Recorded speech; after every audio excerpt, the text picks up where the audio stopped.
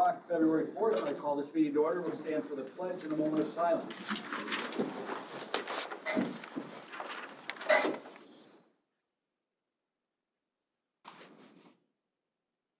I pledge allegiance to the flag of the United States of America, States of America, and republic which it stands, one nation, under God, indivisible, with liberty and justice for all. That's probably the first time we've done the pledge in a round.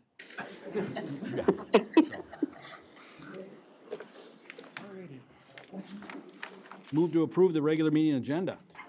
So moved. Second that? We need roll call votes on all of this. Mr. Chair, thank you. I'll interject here just for the public.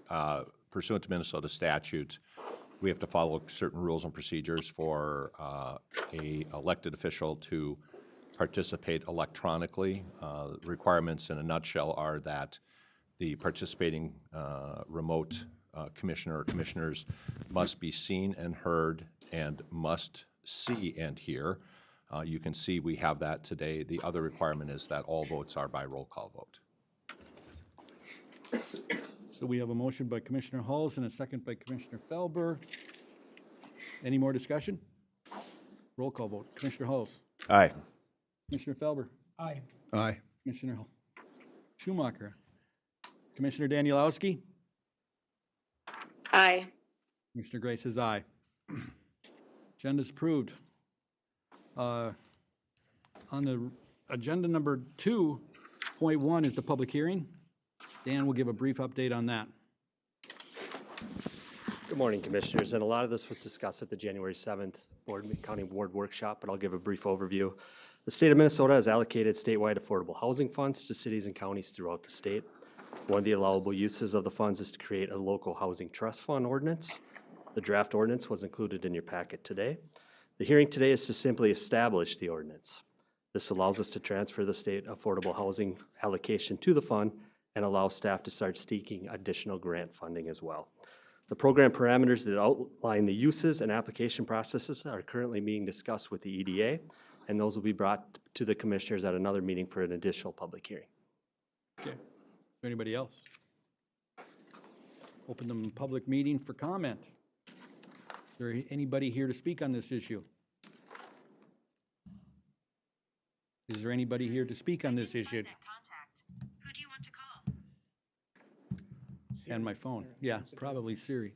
Is there anybody here to speak on this issue? Seeing none, I'll look for a motion to close the public hearing. So moved. I'll second that.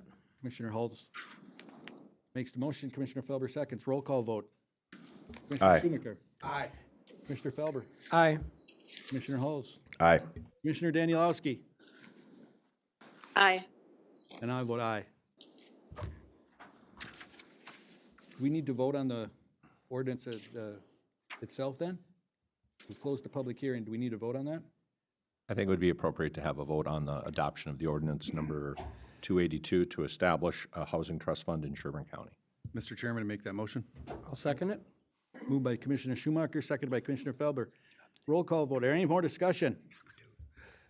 Commissioner Danielowski. Aye. Commissioner Hulls. Aye. Commissioner Felber. Aye. Commissioner Schumacher. Aye. Commissioner Gray votes aye. Motion carried. Okay. Then we'll move on to open forum. Thank you, Mr. Chair, members of the commission. I'm just going to go over the rules and procedures for open forum as they're posted on the agenda as well as in the county's administrative priority or administrative policies. The purpose of the open forum section of the county board meeting is to allow public input and/or information to be presented to the board that does not require action by the board. It is requested that speakers refrain from personal attacks of any kind against another person, commissioner, or employee. It is requested that speakers refrain from campaign-style presentations. The time limit is 3 minutes per speaker with a maximum of 5 speakers per open forum. The time limit may be shortened or extended at the discretion of the board chair. The open forum may also be continued following the conclusion of the regular business meeting agenda items. It is requested that all input or information be addressed to the Board of Commissioners and not to members of the audience. Speaker handouts are public information. The county may make copies of such handouts for the public if needed. The county board chair will ensure that the open forum policy is followed. And I would note that the open forum is designed for issues that are not on the agenda or not scheduled for public hearings or not issues that have had previous public hearings. Thank you. Keisha or Brian, do we have anybody speak signed up for open forum? We have one speaker, Kari Watkins of St. Cloud on Whole I'm. Okay. Good morning, Kari. Good morning. I just wanted to bring attention to the wholesome proposal for the gravel mine, just that you would be very careful in your decision and abide by the Planning Commission's recommendation. And I won't go any further because it's already on the agenda. Thank you. Thank you. Anyone else?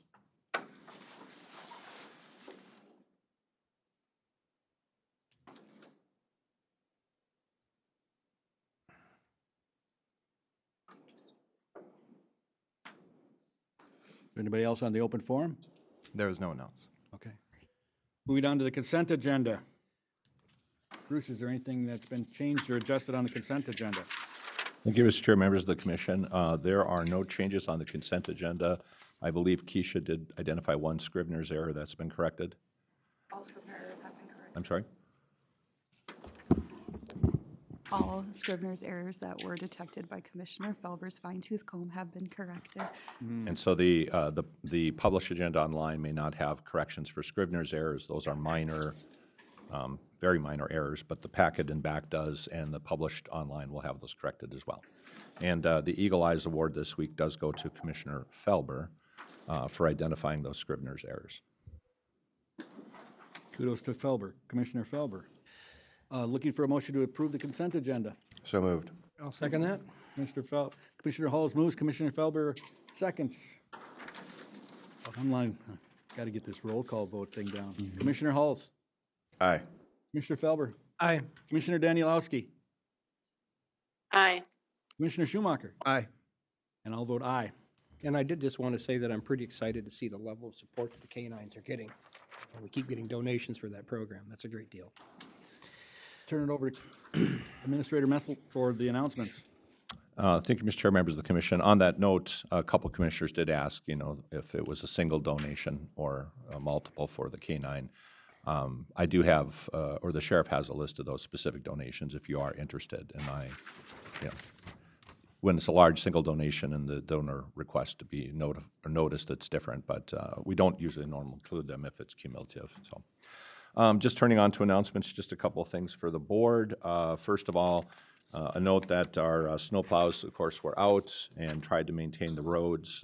If you get any comments or questions, obviously you can communicate me, but feel also to communicate directly with your county engineer, Andrew Witter, to make sure that we're out there in the areas that experience ice or any type of buildup.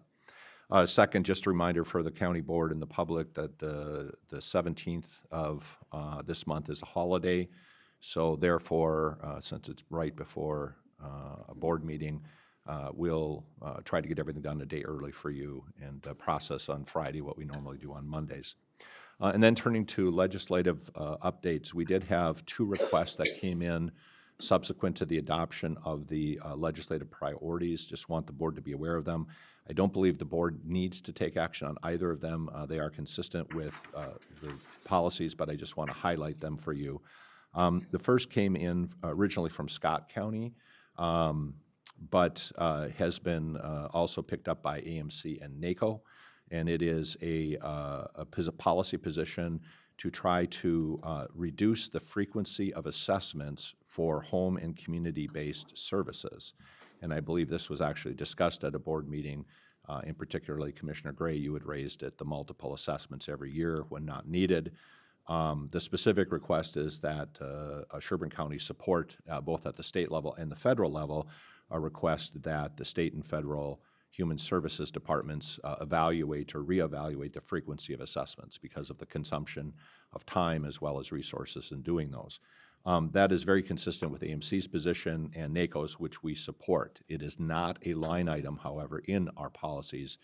I don't think, again, we need to add it because we said we would support AMC and NACO. And in particular, Scott County has asked that when commissioners attend out at the NACO Legislative Conference in DC, that we pick up that talking point, which I know AMC will do as well. What that really means is that when you're in with the senators and the congressmen, maybe just to have it as one of your talking points, which I'll prepare for you. I'll stop there and see if there's any questions or defer to any quick discussion. Just did I summarize it pretty good, Commissioner Gray, the issue? Okay. The second one is a request from the nonprofit organization Avivo. Avivo runs the homeless shelter down in the North Loop. It's a super successful homeless program. They are the ones that are pursuing building a 50-bed facility up in St. Cloud that would service the central Minnesota region. Your staff is supportive, as is the other counties and the city of St. Cloud, in supporting the nonprofit. We don't have a homeless shelter other than the Lincoln Center, which technically is not an overnight homeless shelter. Avivo's model is very unique. If I'll send you a link, you can look at the video, but in essence, it's consider a micro house or at least a micro bedroom, closed, private. There's 100 of those within a larger warehouse facility. It's really a housing first model or housing forward. And they've been successful in getting over 100 folks completely and permanently off the street with homelessness. So they are pursuing capital funding, which they receive funding from the state to build it. Now they're putting together their operational plan. They would not be operational until probably 26 or 27. They are advocating to increase what is called the supplemental rate at the state level. It's an amount of money that is given to shelters that provide for homeless services, state funding, not local funding. It is consistent with our item number 7 in the legislative policies, which is to support state efforts to address childcare and homelessness.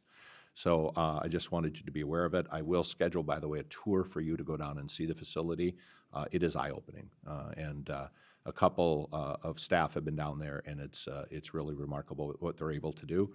They're also going to focus in the St. Cloud area also on veterans, because we've noticed an increase in homeless veterans as well.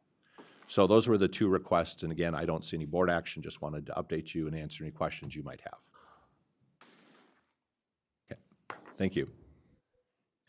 Moving on, the regular agenda, number 1, consider approval of interim use permit amendment for Knife River Corp.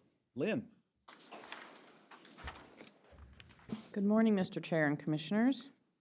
This is Knife River Corp., North Central. Applicant is proposing to amend the existing interim use permit, condition number 26.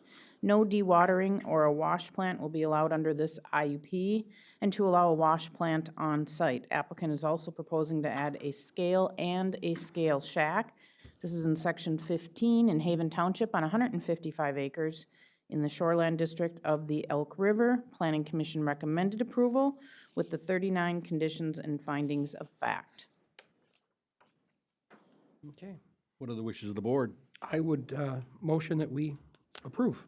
Approve the changes to the interim use permit for Knife River Corp. We have a motion by Commissioner Felber. Second. Commissioner by Schumacher seconds. Any further discussion? Do we need to specify with the conditions so noted? 39. Would you recommend that, Lynn? I'm sorry, what was the question? Do we need to specify in the motion with the 39 conditions? As Be a recommended. good idea. And the As findings of recommended by fact. the Planning Commission. And I will amend my motion to include include compliance with 39 conditions. And the findings of And the fact. findings of fact. Yes, ma'am. Thank you. We have a friendly amendment. I take it as friendly. Mr. Schumacher. Any other further discussion?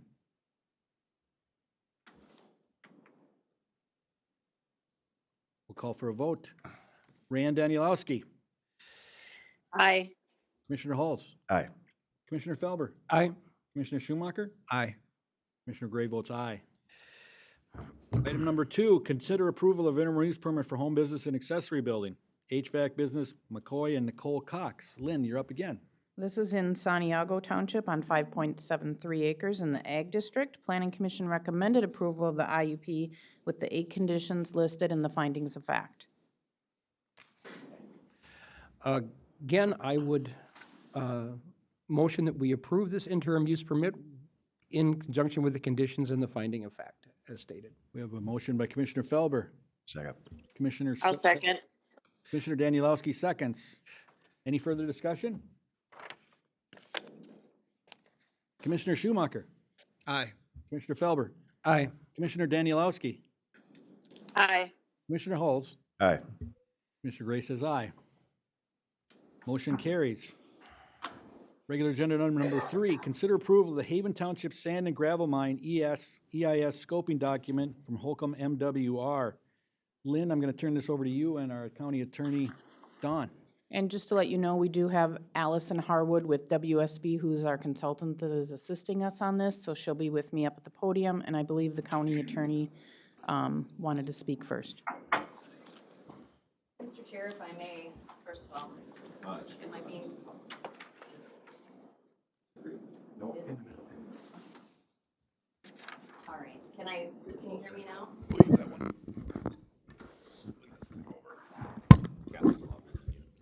I can use my stage voice otherwise.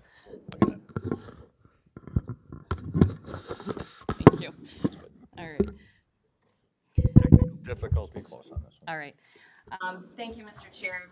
I believe it's appropriate to begin this item topic by first setting out and identifying the record that is the board's record for consideration on this issue.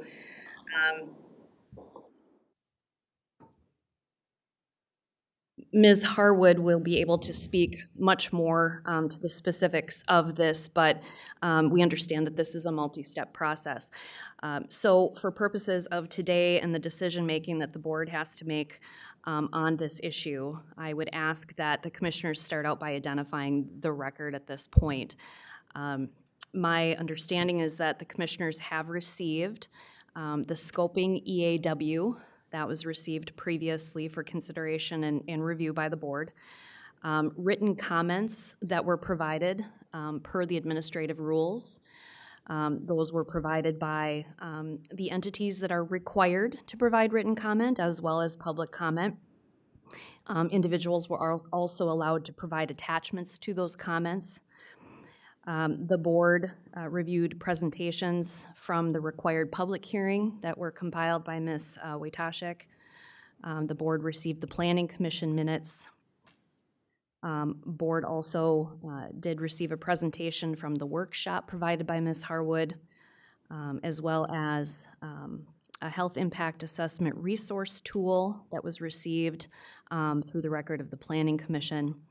And finally, a summary document that was compiled by Ms. Wojtaszek showing Table 4.1 of what the categories are for the scoping decision document and recommended changes from the Planning Commission, and then, of course, the scoping decision document itself. I think it would be prudent at this point for the commissioners to identify if that, in fact, is the documents and items that are in the record at this point. I did receive one, I requested from email from the county staff in regards to the tax evaluation of the property. That will have no effect on anything that I decide here today. All right, and so Commissioner, if I may return back to, we can return back to that item, but perhaps can we first address, do the commissioners agree that the items and documents I mentioned are in fact part of the record for consideration of this issue? Do you need a verbal from each commissioner? Please. Yes. Yes. Yes. Yes. Commissioner Danielowski? Yeah. Yes. Thank you. And then as to Mr. Chair's comment, because again, we're mindful of the parameters of the record, this is the opportunity, if any commissioners have received additional information other than cumulative to what is already in the record and stated, that you disclose that at this time if it is significant and would impact your decision-making process so that it can be then made public and part of the record. And so I would ask, in addition to Mr. Chair's comments, and he's identified it as not going into his decision-making for today, is there any other disclosures to be made by the commissioners? I did some additional reading on my own and Google research on the company, you know, because there was a lot of allegations of conduct. So I did do just some basic checks on the history of the parent company and aggregate industries, particularly how they have been fined in Minnesota. And Commissioner Felber, is it fair to say that that information, whether it wasn't the specific articles you read, but there were articles presented as part of the public comment on that topic in the record? Yeah, it was really more filling in some gaps on that, yes. All right, so do you consider that cumulative? What's that? Do you consider that cumulative then to what's already in the record? Yes, ma'am. All right. And anything else additional? Yes, I received several emails from constituents throughout the county. However, I have forwarded all of those to the county administrator. So he has all of the information that I was received, but I received them up to and including this weekend. So I don't consider most of those to be cumulative. I consider them repetitive on what I had seen previously. I will say there is one email that we received on Wednesday, the 29th of January, that I did feel was cumulative. All right. And that was from errors. And to be clear, because I think, Mr. Commissioner, you said both cumulative and repetitive. And so what I mean by cumulative, what is information that essentially says similar things to what you've already received. Oh, yeah. I'm sorry. So for clarification, yes, it's all cumulative. Okay. So in that circumstance, you're saying that you received information that was both cumulative and repetitive. No, I misspoke. Okay. I would say it was all cumulative. All right. Thank you. All right. Does that include the 29th email you talked about, or do you consider that substantive, something new? I would not consider that new. So it's also I considered would- cumulative? Yes. Okay. And so recognizing that the commissioners may have been contacted by constituents or have any other information, is there any other disclosures to be made at this time? Yeah. I did my own research on Haven Township's website. I went through the packet that they provided on there. I had done my own research. I drove out to the site, both forward, going eastbound and westbound, to see it both ways. I would say it was cumulative. Okay, and Commissioner Schumacher, you understand the issue that's before the board today to decide in terms of the scoping decision document? Yes, I do. And so in light of that, is there anything else about your information received that would be used by you to make the decision today or concerning the scoping decision document? No. All right. And did you also understand that part of the written comments provided during the process included those from Haven Township? Is that right? Correct. All right.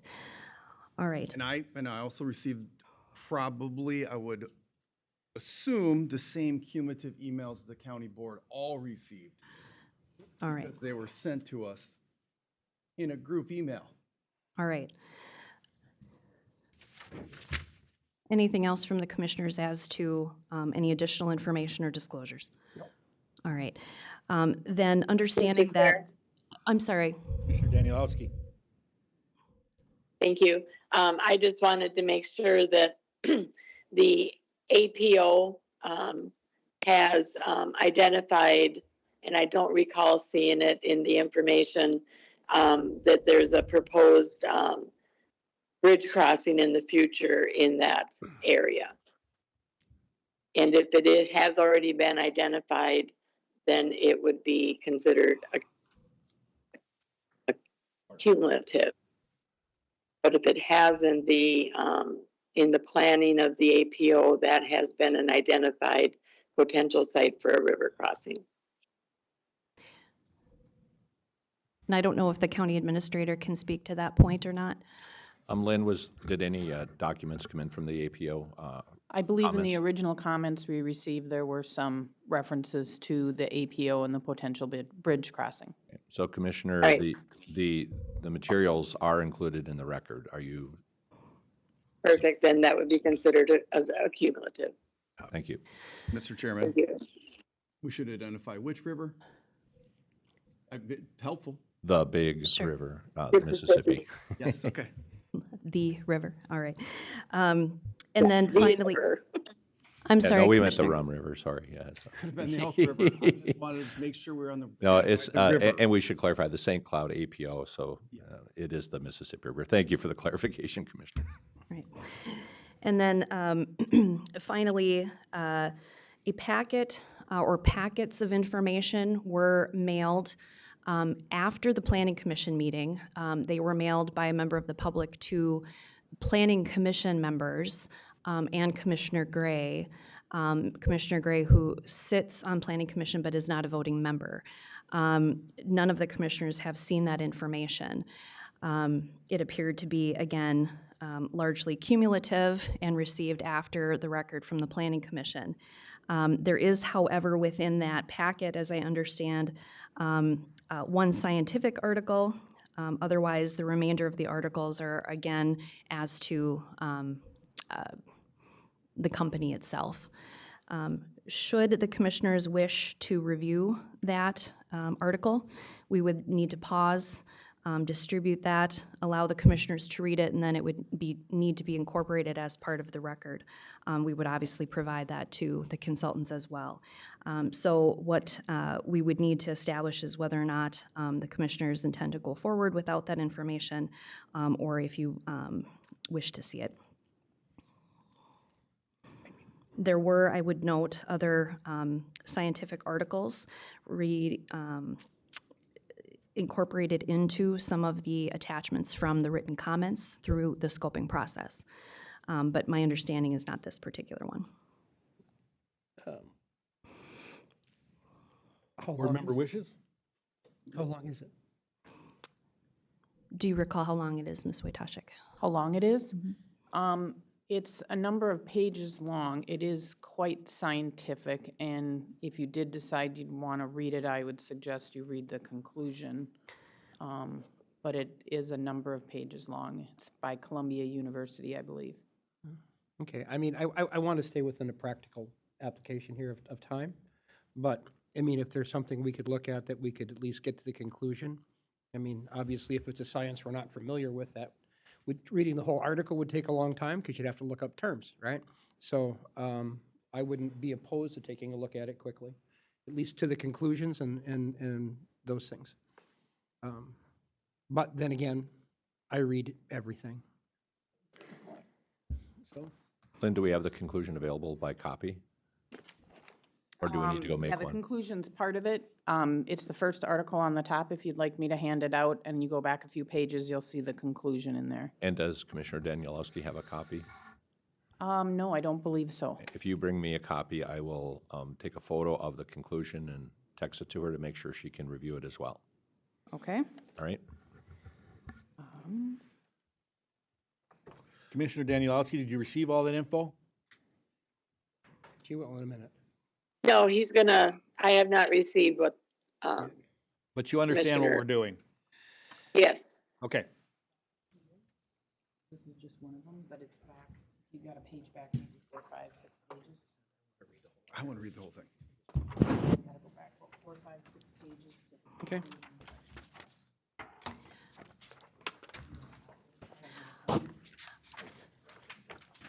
I would ask that a copy be made for Ms. Harwood and also for the representatives from Wholesome who are here.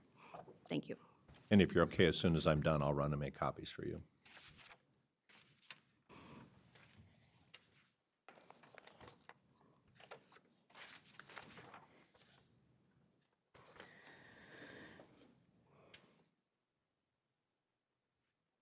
Yeah, that makes sense.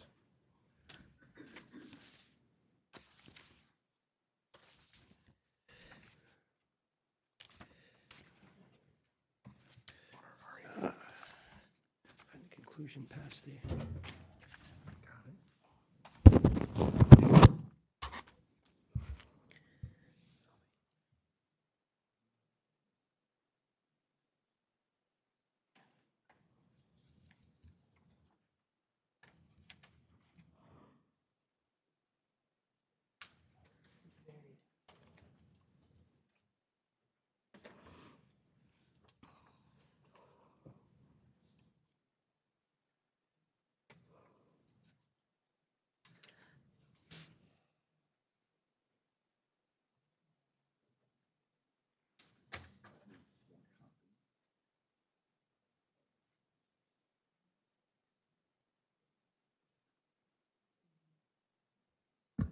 So Ms. Nyhus, I'm going to make 4 copies for the applicant, the consultant, and the one for the public. And then we are also going to scan the entire document and send it to Ms. Danielowski. She is reviewing the conclusion right now. Thank you.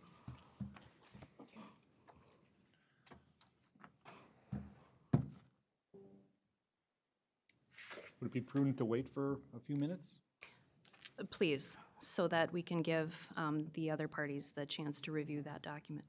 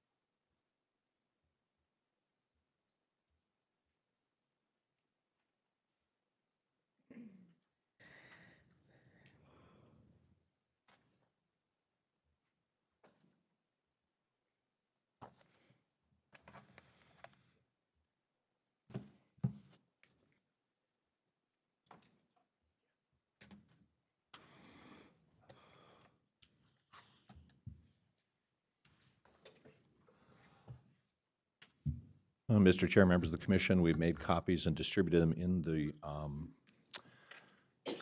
the board meeting room. There's a public copy on the back table if anyone is interested. Commissioner Danielewski, can you confirm receipt of your scanned copy of the study? I did receive it. All right. And We'll give I you a was few able minutes. We'll give you a few minutes to review it. Thank you.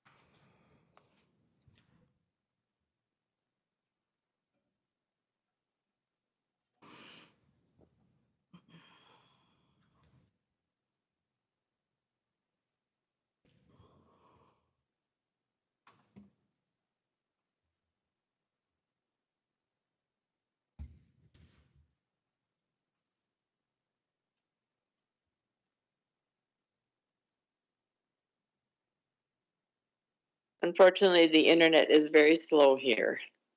It's still trying to open.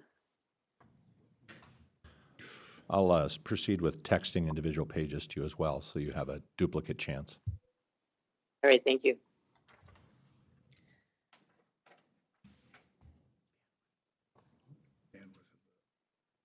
Bandwidth of the video. Dragging down the internet for.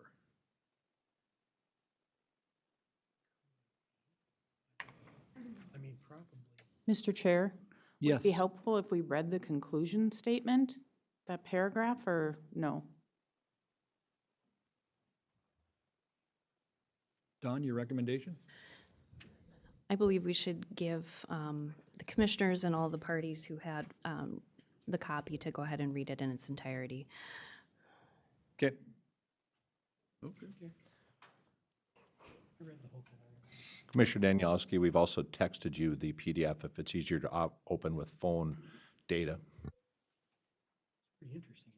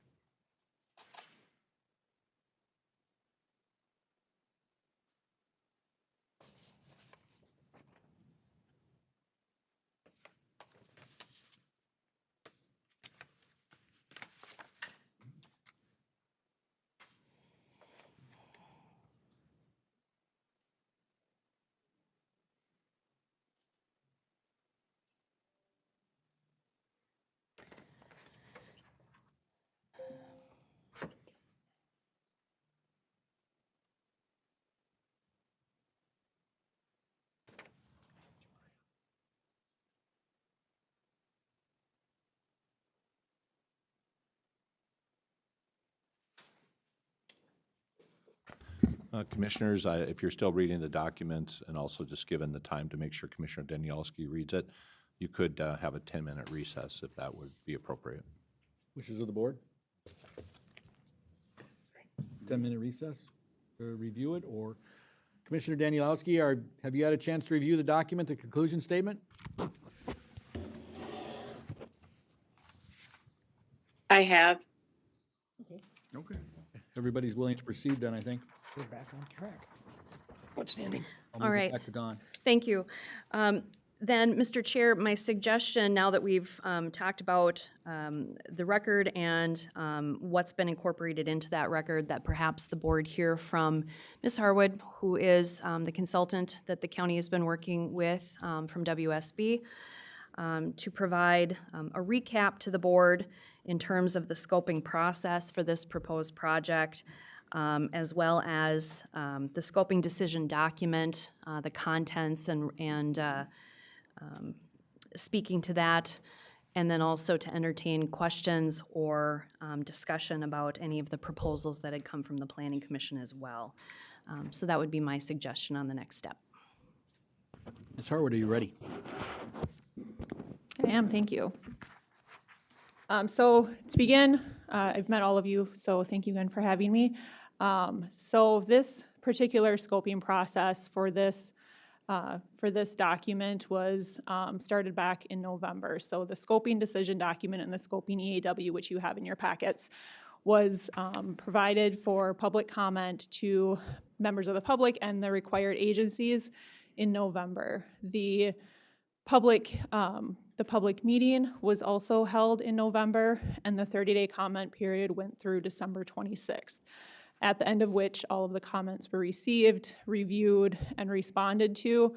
The county staff and applicant have met a few times and discussed the comments, made adjustments to the scoping decision document, and the final scoping decision document with those adjustments, which had been made based on the public comment, is what is provided to you in your packet today.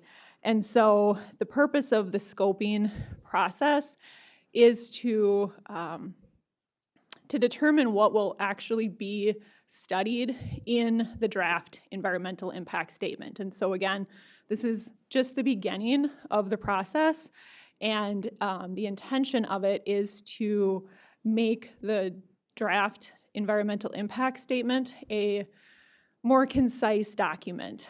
There is a lot of information that goes into an environmental review, and some of it may or may not be relevant to a particular project. Most environmental reviews are a much smaller scale, which we discussed at the workshop, the various types of environmental review. An environmental impact statement is a very thorough review, and so the purpose, again, of this scoping process is to narrow down to just the resources or the topics that are significant and warrant additional study for that draft impact statement.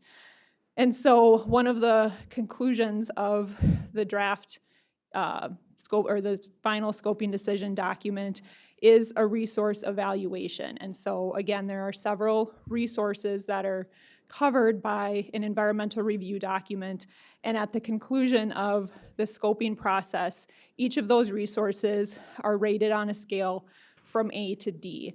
And I'll quickly go over those ratings, and then we'll discuss each of the individual topics and what the conclusion of those ratings were in the final scoping decision document prior to the Planning Commission review. So again, that resource evaluation scale is a scale from A to D.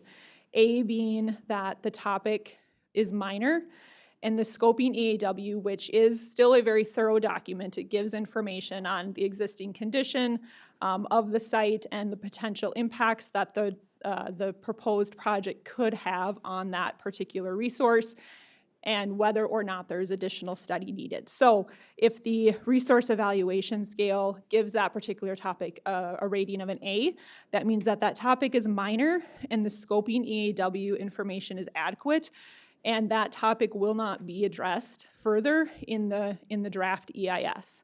The scoping EAW would just be referred to for additional information on that particular topic. A resource criteria B would be considered that the topic is minor, but it would still be repeated essentially in the draft EIS. So it would be acknowledged in the draft EIS, but the same information would be repeated as what was provided in the scoping EAW. A criteria C considers that that topic is significant, but that the scoping EAW data was still accurate, though there may be some minor updates provided within the draft EIS. And then finally, a criteria D is the highest level, and that means that the topic is significant and that it will be further evaluated through additional study in the draft EIS. Are there any questions on the scale before I move on to discussing each of the individual criteria? Mr. Chair, Yes, Commissioner Danielowski. thank you.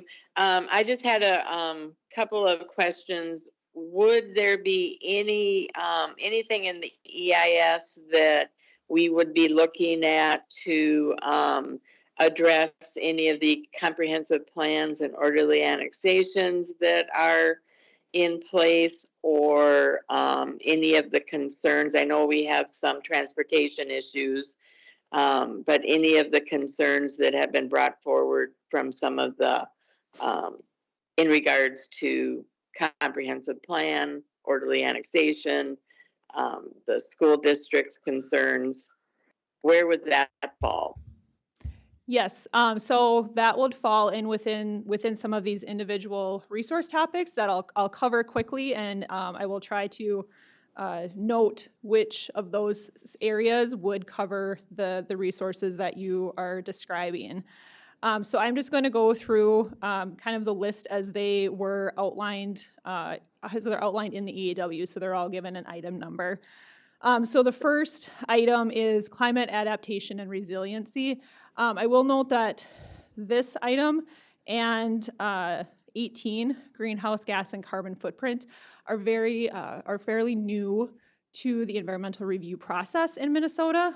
The EQB just published their guidance about a year and a half ago, and so the proposed project did go through and followed that guidance for both of those topics, but there isn't additional tools or data requirements beyond those guidance documents that the EQB has. They are working through some updated tools that they've started processing, producing since that first guidance was released, but I will just note that those two are relatively new topics. And so for climate adaptation and resiliency, it's really, the purpose of that is to just provide a broader overview of and recognize the potential impacts related to climate change, and really give an applicant and an RGU the opportunity to explore resiliency-based adaptations that they can incorporate into their project.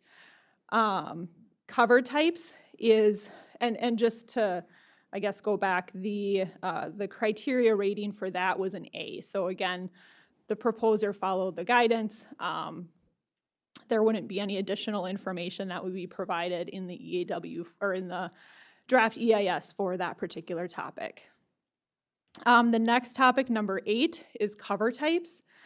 And that is really just before and after vegetation, land cover types on a project area. So whatever it is today, whether it's ag or woodland or wetland, and what it would be post-project from the proposed land use. And so again, that was rated an A. Really all of the information that we would need to understand was already provided in the draft EAW. Or the scoping EAW. Can we ask questions as we go through, or do you want to go through? If you would like to ask questions, that is fine. That might be easier. Yeah, so my question on cover types is the intent of the topic to simply discuss what the before and what the after is, or what the impact is? And the reason I ask the question is for cover types in a project like this, the after is a significantly different cover type than what it was before. If it's simply to identify what that new cover type will be, that's to me that, you know, that may be an A. But if it's also to identify what the impact is of the new cover type, then to me that it's more than that, and that's why I asked the question. Yeah, so the purpose of this is really just to identify what that before and after is, which then can be used as you move through the rest of the resource topics like wildlife and habitat to identify what that impact could actually be. The next one I will Mr. cover. Chair. Oh, go ahead. Commissioner Danielowski. Thank you. To Commissioner Hull's points, would that be something like, what is the reclamation plan? Where does that fall into the scope? I'm assuming that kind of ties into what Commissioner Hulls was referring to. Yes, so the reclamation plan that could fit under the final, under that land cover type as well, but it would also be discussed in other portions of other subject areas, topics of the draft EIS. Because I would assume that would rise, in my opinion at least, that is a super important end result. Correct, yes, the reclamation plan is and will be part of the draft EIS just as a separate, covered in other topic categories. Okay. Thank you. So topic 10 is land use, and that kind of covers the discussion on some of the APOs. And so the purpose of land use in the environmental document in this context is existing and planned land use from a comprehensive planning or zoning perspective. And so, you know, for as well as for non-metallic mineral mines specifically, there's also typically a discussion of proximity to other neighbors and other types of land uses, and an evaluation of how those land uses may conflict or not conflict.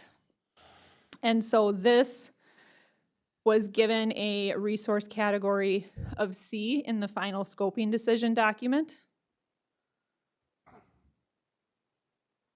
And then I think that the information I have looks like it's been crossed out from a C and moved to a D.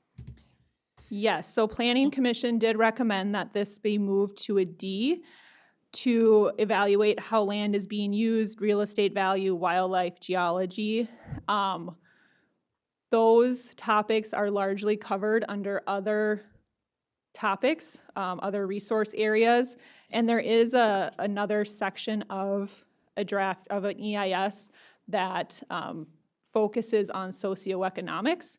That again is a separate topic from the intent of what this land use topic is. Mr. Chair, may I just raise a point of clarification as to Commissioner Danielowski's point? So Commissioner, I believe you're referring to that summary document that was provided to the board, is that correct? Yes. And just to be clear, that was compiled by the zoning administrator. That's just to show, it's basically a visual aid to show the recommendations from Planning Commission that are reflected in the minutes, but they're not otherwise changes that have been made. That's up to the board's decision here today. And to that point, the Planning Commission's minutes are in their entirety in the packet, so those are there. Correct. But it would, in my opinion, it would be helpful as we go through these topics if you could identify the ones that the Planning Commission did recommend making a change to and what their recommendation was. Okay, yes. So that's the only one so far that we've covered that there was a recommendation to change was land use. And again, the final scoping decision document as it is today is for a category C, meaning that largely the information provided in the draft scoping EAW would be included in the draft EIS with potentially some minor updates. The recommendation from Planning Commission was to move that to a D, again, to further address how the land is being used, real estate value, impacts to wildlife and geology and other aspects of land use. Again, those other topics are included and are planned to be covered in some of the other resource areas that are further evaluated through the draft EIS. So speaking of which, topic 11, geology, soils, topography, and landforms. That one includes information exactly how it is described there, review of the existing geology, soils, topography, and how that would change as a result of the project. This was given a category B. Again, the information in the scoping EAW largely covered what is known and what the impact will be from the proposed project, and so that information would then be included in this draft EIS without any changes. Topic 12 is water resources, and so that covers everything from surface water to groundwater, stormwater planning, and if applicable, not necessarily on this project, but if applicable, water utilities is also typically covered under that water resource category. This one is category D, so there are additional studies that will be included in the draft EIS, and Planning Commission did recommend to add an additional study in addition to the ones that were already planned to include some baseline water quality and quantity study. I did want to clarify that, because as I read through the document, my concern on water resources, and I didn't know whether it fell under 12 or 13 contamination, but it wasn't clear to me based on the documentation that it looked to me like it was the water resources was primarily, the study was primarily focused on quantity, not water contamination and water quality. So I want to clarify that the Planning Commission specifically addressed groundwater contamination as well, correct? They were concerned about water quality and quantity. So they were concerned about both. I don't know that they said contamination, but quality, I would imagine. They have high nitrates up there. They have a number of different concerns that I think they want all of that looked at. Okay, so I don't know how we address that, but the additional study that we just reviewed, primarily at the end of the day, is if it's surmised down, it's down to soil contamination and water contamination. That's the concern of that study. So I'll just put a note here that that is also a concern of mine, that we make sure that we are addressing potential water contamination as well as quantity, okay?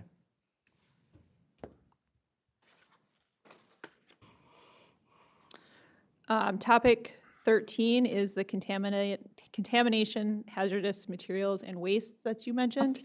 That topic is meant to discuss the potential existing contamination on the site in addition to the potential for contamination or handling or storage of materials or hazardous or solid waste materials during construction and or operation. And so the scoping EAW gave that a criteria A, meaning that the information provided in that scoping EAW was sufficient. The Planning Commission did provide a recommendation to change that to a category D, specifically related to the concrete and asphalt recycling that is proposed at the site. I will note that if, again, the difference between a category C and a category D, a category C meaning that the information in the draft EIS is very similar to what is within the scoping EAW with some potentially minor updates versus a category D where there is additional study occurring. If the recommendation is to go to a category D, the county as the RGU and the applicant need to understand exactly what it is that, what additional information is necessary so that we can appropriately plan studies to gather that information. If it's more a concern of just making sure that information is updated from when the scoping EAW is prepared to when the draft EIS is prepared. That would really be more of a category C. Item 14 is fish, wildlife, plant communities, and sensitive ecology. That covers exactly what it sounds like. Existing species that may inhabit the site, potential for protected species that may be in the area, and how the project would impact them. That was given a category D, so there will be additional studies completed, and that information will be provided in the draft EIS. Resource or topic number 15 is historic properties. Again, similarly there, that's a study of potential cultural or historic resources that could be present on the site and how the proposed project could impact that. That also was given a category D, meaning that there will be additional information, in particular a cultural resource assessment that would be provided in the draft EIS. Visual is topic 16. That is how the potential or the proposed project would impact the visual nature of the project area. And that also was given a categorization of D, meaning that there will be additional study that goes into the draft EIS for that topic. Air quality is how the potential proposed project would impact air quality, whether it be through dust or emissions, and that was also given a category D for the draft EIS. 18 is greenhouse gas and carbon footprint. Again, as I discussed, this is one of the relatively new topics for the environmental review process. Again, EQB provides guidance. The applicant followed that guidance. That was initially given a category A, meaning that the information that was provided in the scoping EAW was sufficient and there wouldn't be any additional information. Planning Commission did recommend that that get moved to a category C, meaning that the information from the scoping EAW would get included in the draft EIS with potentially some minor updates as more is known about what the proposed project is. Noise is topic 19. Again, that is how the proposed project would impact or what the noise production would be from the proposed project and how that would impact the environment. That has a category D, meaning there will be an additional noise study and additional information that will be included in the draft EIS.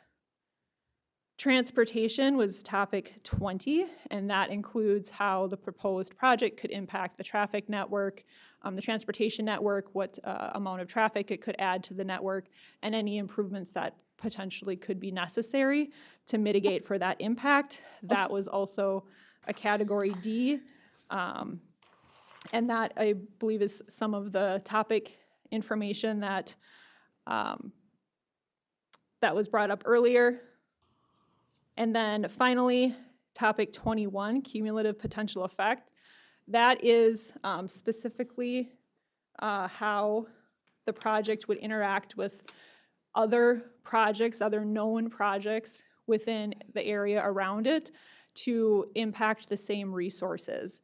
And so the EQB does have very specific guidance on what cumulative potential impact means and when it would be applied to a particular project, a particular secondary project beyond the one that's being included in the draft EIS. And so specifically 2 questions are applied when you're looking at other projects in the area to see if they would be applied within this cumulative potential impact criteria or topic. And the first one is whether or not that project is likely to occur. So there has to be a basis of expectation for it, whether that be a permit application has been submitted to the local unit of government for review, or there is a reasonable plan available that shows what the project is and where it could potentially impact the environment. And then that goes into 2. So if the project is reasonably likely to occur, Two is there sufficient detailed information available about the other project to contribute to the understanding of the cumulative potential effects? So there, in addition to having a project that is reasonably going to happen, there also has to be enough information about that project to really evaluate how it could interact with the project that's currently being studied. And so the final scoping decision document, the criteria C was applied to that initially. Planning Commission did recommend to move that to a criteria D, specifically to add what is referred to as a health impact statement. And I will note that under that cumulative potential effect is where the traffic study for that river crossing would be detailed. But Planning Commission's recommendation was to move that to a category D and include that health impact statement. I will say that a health impact statement isn't something that is typically completed for an environmental review document. I've not completed one in my 15 years of doing environmental reviews. I have looked into what they are, and a lot of the information that would be included in a health impact statement is largely already covered under this environmental, will be covered, has been covered either under the scoping EAW or will be covered through the draft environmental impact statement, resource, topics such as water quality, traffic, potential for contamination or from a project. Those types of topics are already largely covered under an EIS. And so that is a review of all of the categories, and the recommendations for changes that the Planning Commission made. And I'm happy to answer any other questions that anyone may have about any of those particular resource categories. I have just a couple of questions. I've got one has to do with probably item 21. So cumulative effects with respect to other projects, and the project that I'm have a question on is the Mississippi Watershed One Watershed project, and how. So because the Mississippi One Watershed project is moving forward, it's a 10-year project, but the individual projects within that, as they go through Bowser, may or may not be identified yet. Sure. So how would or would not that fit into this? So the first step would be to really evaluate what the environmentally affected area of the proposed gravel mine, and then reference that study to determine what could potentially be overlapping. And then the next step of that would again to be determining whether or not there's sufficient information available from, if there is, potentially proposed project through that one watershed, one plan planning effort, identified if there's enough information available to assess whether or not there could be a cumulative impact. But the first step is to identify what the environmentally relevant footprint is of the proposed projects. So if for discussion, I would be interested in somehow including that. My concern is that I don't see that these are separate, because they both, because the Mississippi One Watershed Plan is such a comprehensive plan. Mm-hmm. A project like this, I don't feel like we can do in isolation. I think we need to know what impact that would have, because that could affect the Mississippi One Watershed Plan. So I'll rely on your expertise on how that could get incorporated, but I want to make sure that that's not missed, I guess. Sure. More. And then the other one had to do with cover types. I guess I'm a little concerned on cover types being A. I don't think, I don't necessarily in my head think that it necessarily goes to a D. But it is a significant change in the cover types, which then also necessarily relates back to a watershed. So in my mind, I would be a little more comfortable moving that to a C. And so these are my two, and then my third one is still, I just want to make sure that we're covering any kind of groundwater or surface water contamination. So those three concerns are mine for potential modifications above and beyond what the Planning Commission recommended. Sure, okay. So what I will note is that we mentioned the land use is really more intended to discuss, comprehensive land use plans, zoning, those types. The one watershed, one plan, that would also fall under that land use category. And so that category 10, we could also note to make sure that one watershed, one plan document is reviewed. And if there are potentially projects that are identified within proximity to the proposed gravel mine, that those would be considered in the cumulative effects. So just kind of so we know that our bedrock formations go down about 200 feet. We know that down there in the bottom, if I have the name right, is the Simon Aquifer, which is the biggest one. It's the oldest one. It has very little tritium in it, which indicates the age of the water. Is this thing going to actually bore into that? Do we know that at this point, or is that what the EIS is going to tell us? That is what the EIS will tell us. Well, yes, that is what the EIS will tell us, is more detail on exactly what is proposed for the project, and we'll give more detail on those specific resources, and then if modifications need to be made to the proposed project to avoid or mitigate impacts to those resources. Okay. I guess my question is, you mentioned the health impact statement, that most of the stuff that would cover, you're already covering through the individual EIS statement. So I guess that would be a tool where all of that could be put into one document in the health impact statement? And if that is the case, what or who is going to put that health impact statement together, or who would you recommend? From the information that I've seen available, the Minnesota Department of Health has completed a large number of those studies that have been completed in Minnesota.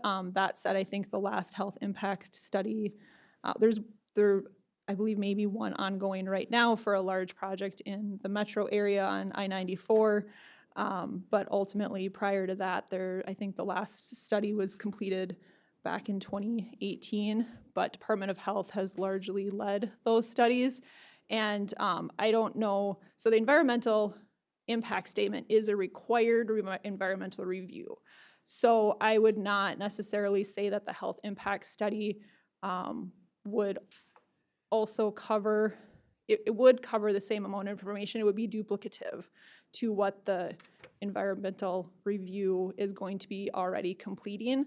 And I would say that the information that is relevant to this project from a health impact statement is what is already being substantially covered through this EIS process.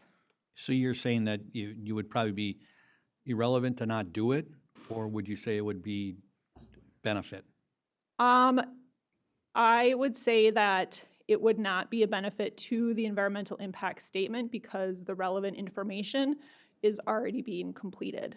Okay. Commissioner Schumacher, any comment? Commissioner Danielowski, any comment? Yes, I just wanted to make sure that this is our opportunity, and I agree with everything that's being said, and it's our opportunity to make sure we're doing our due diligence to get everything studied that this potential use is going to impact, and what is going to be left in the end. So I agree with all the recommendations from the Planning Commission. I also agree with the comments that have been made by the other commissioners, and making sure that we are doing everything we can to know how this is going to impact the area. Anyone else? So, Mr. Chair, if I may, to just clarify for the board, obviously, this board representing, the RGU has the decision to make ultimately on the approval of this document, the content of the document, and the categories and the resource tools that Ms. Harwood has talked about. And so as you're going through this process and this decision-making process, ensure that you articulate the evidence from the record that supports any decision, whether it's to leave a category, change a category, approve, disapprove, whatever it might be, so that can be pulled back as a resource from what you've drawn on in the record to make your decision.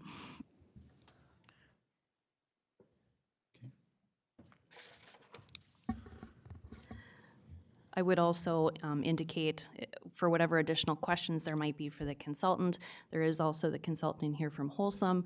It's up to the board's discretion if you choose to call on them, but if you find that beneficial, that is also an option for you too. Anybody have anything for the consultant or Holcomb? Questions? I guess my comment on, just a general overlay comment on this is a project of this size, I think we run the risk of doing too little, not enough in that aspect. I mean, I think, even if we say the health impact statement is repetitive, there might be something in it that might be relevant to the project that the public health or our public health department or the state department of public health will find out in regards to it. So I agree with what the planning commission did, but if we expand on that, I'm not going to be opposed to that either. I think that if we feel that something needs to be addressed as commissioners, that's in our right to do so, and I think that we should address those issues. Yeah, So, I would agree with you. I mean, I guess my primary concern, I mean, do we absolutely need these resources? We absolutely do. But my greatest concern is, in my 2-year struggle to have some basic grasp of how landfills and solid waste management affect us. I've spent a little bit of time on hydrology and have a little background in geology. And my biggest concern is literally the large aquifers that we have and that we don't contaminate those, because Sherburne County just happens to be the source for water for about 2 million people. Mr. Chair, members of the commission, Commissioner Felber, Am I getting off? I think you might be going more to that. The question is do you feel the groundwater evaluation is included in the EIS soaking document sufficient to your? Yeah, get a little broad. Okay, Okay. thank you. Fine. Mr. Chairman, yeah, Commissioner Schumacher. if the consultant from Holcomb wants to speak, I'd like to hear from him. I mean, we've taken this information, we've taken that information. If he wants to say something, She? I don't know who it was. That's Or why. he or she. Or he or she, sorry. He, she, them, there, so. We do have a representative from Wholesome and then also from their consultant. Yeah.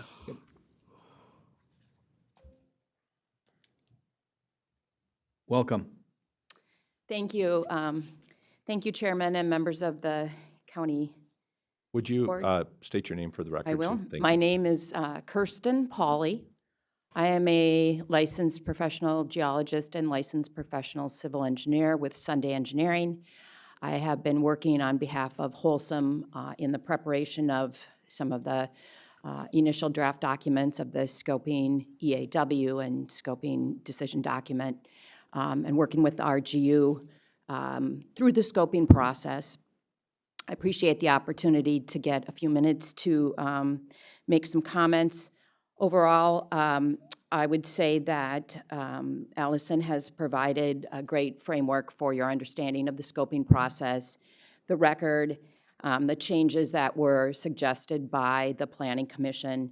And I think Wholesome is in agreement with the categorization of these elements, with the exception of a couple of items I just want to clarify. I think at the public hearing, the recycled asphalt and concrete, proposed asphalt and concrete recycling was noted as a hazardous waste, and one of the rationales for changing the category from A to D was just really because of the topic of hazardous in the item number, which is really taken directly from the required Environmental Quality Board's EAW form. Recycled concrete and asphalt material is actually categorized by the Minnesota Pollution Control Agency as a beneficial reuse of concrete and asphalt. There's been a number of studies. I know that you just received one today that you reviewed, but the topic has been studied significantly, including by the Minnesota Department of Transportation. And the Minnesota Pollution Control Agency does provide a standing beneficial use categorization or designation for those materials which they've found to not have a significant environmental impact.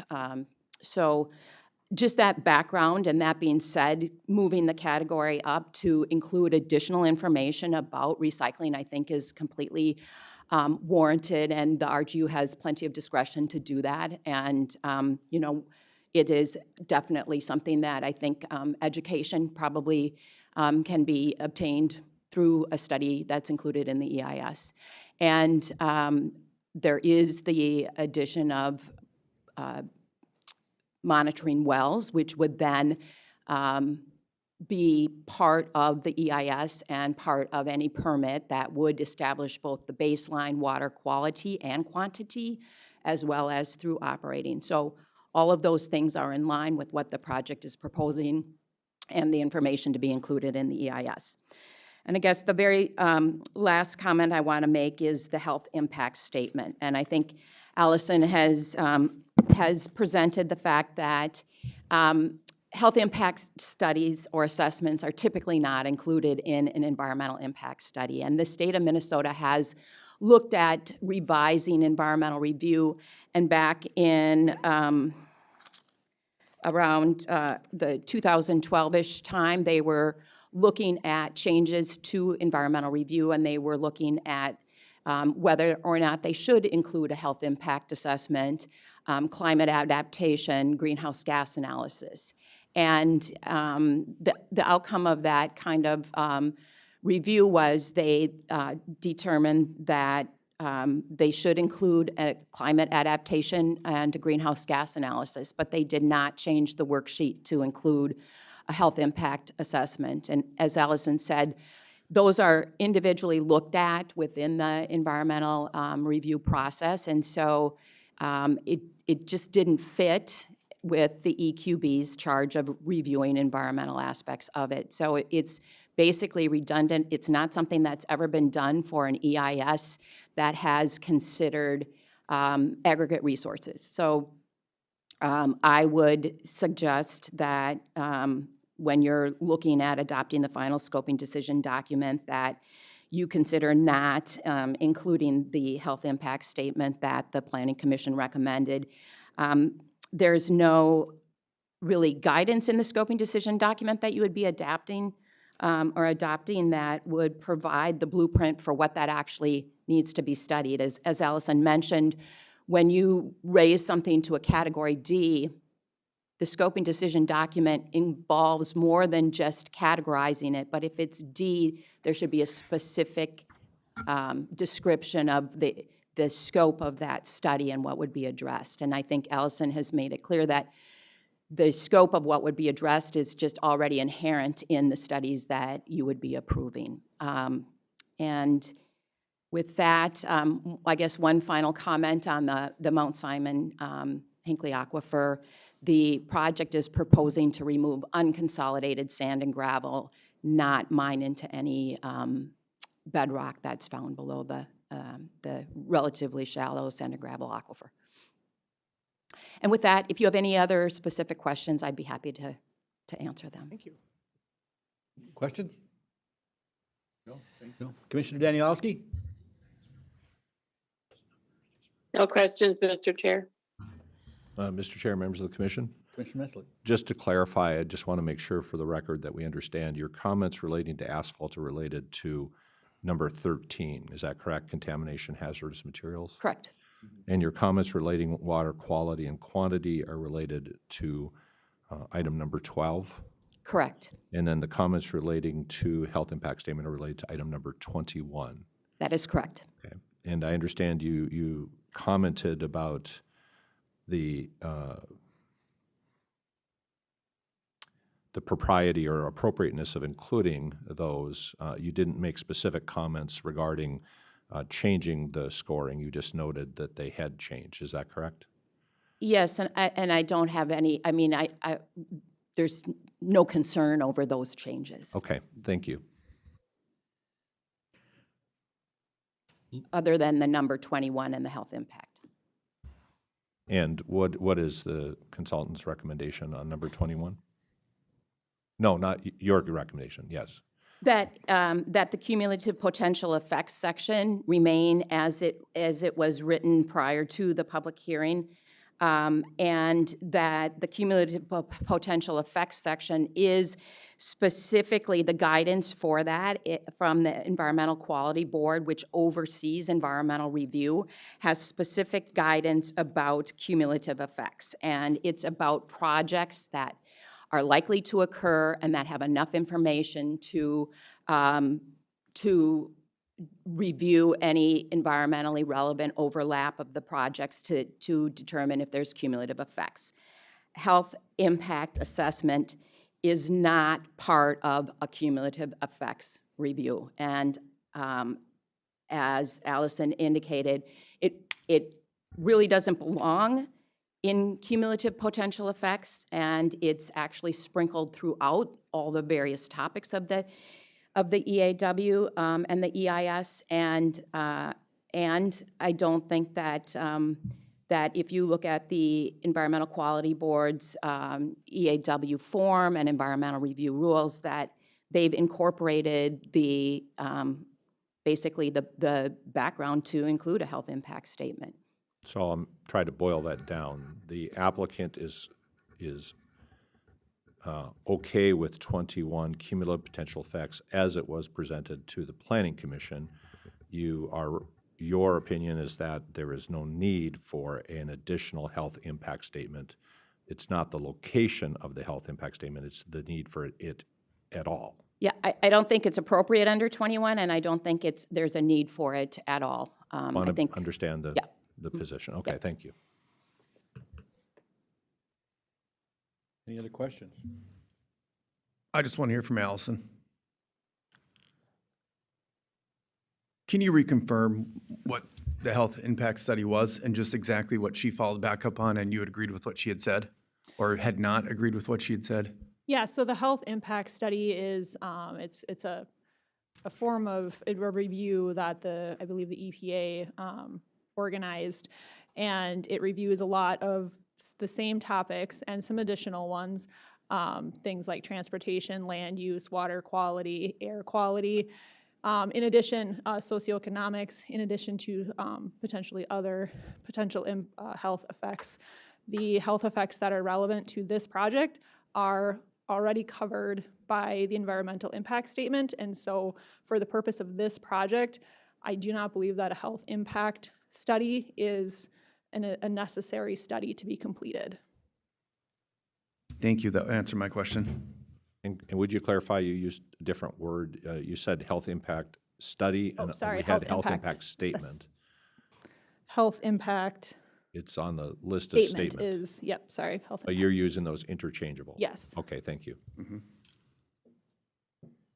And so just so I'm clear, based on this conversation, are you saying, I don't want to put words in your mouth, but are you saying that all of the elements of the health impact statement are included in other subcategories? So all the information is there.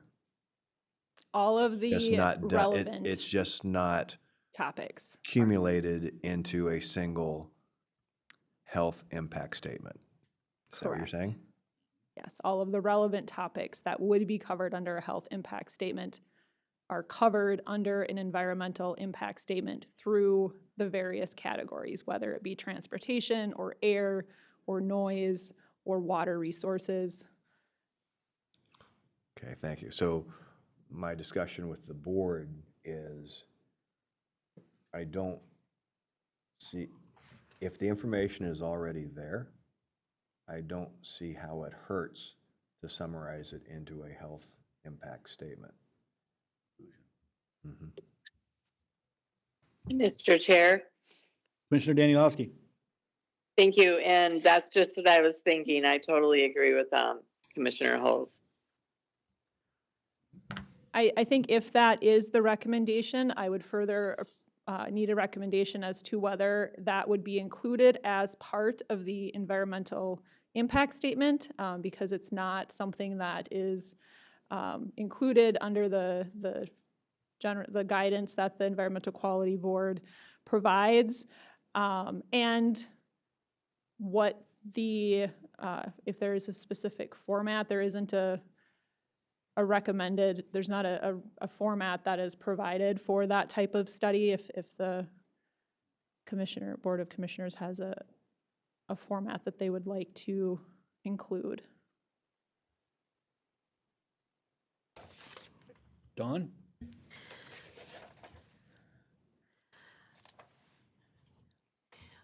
I think that the commissioners have heard that for any of these, and so I think there's, if I understand correctly, and correct me if I'm wrong, but for anything that has the category D, there has to be an identification with that for support of it being a D of what additional studies would be needed. Yes. If I understand correctly, you were also indicating that you would need specific guidance from the board as to the parameters or how to go about a health impact statement because of what would have to be required by the proposer and by the county to talk about that. Is that correct? Correct.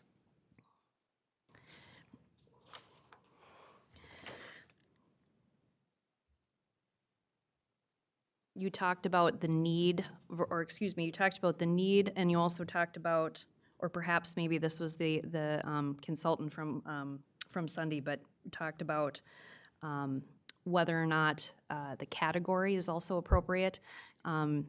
If you haven't already, can you provide some additional information on that? Specific to number 21, or? Yes. So I think the category itself, moving to a D, there may be other known projects that are identified over the course of the next several months as the draft environmental impact statement is being developed that could be further included in cumulative potential effect, potentially something from something like a one watershed, one plan type of document. So the category D, I believe that that's okay. It's really more the health impact statement being specifically added to that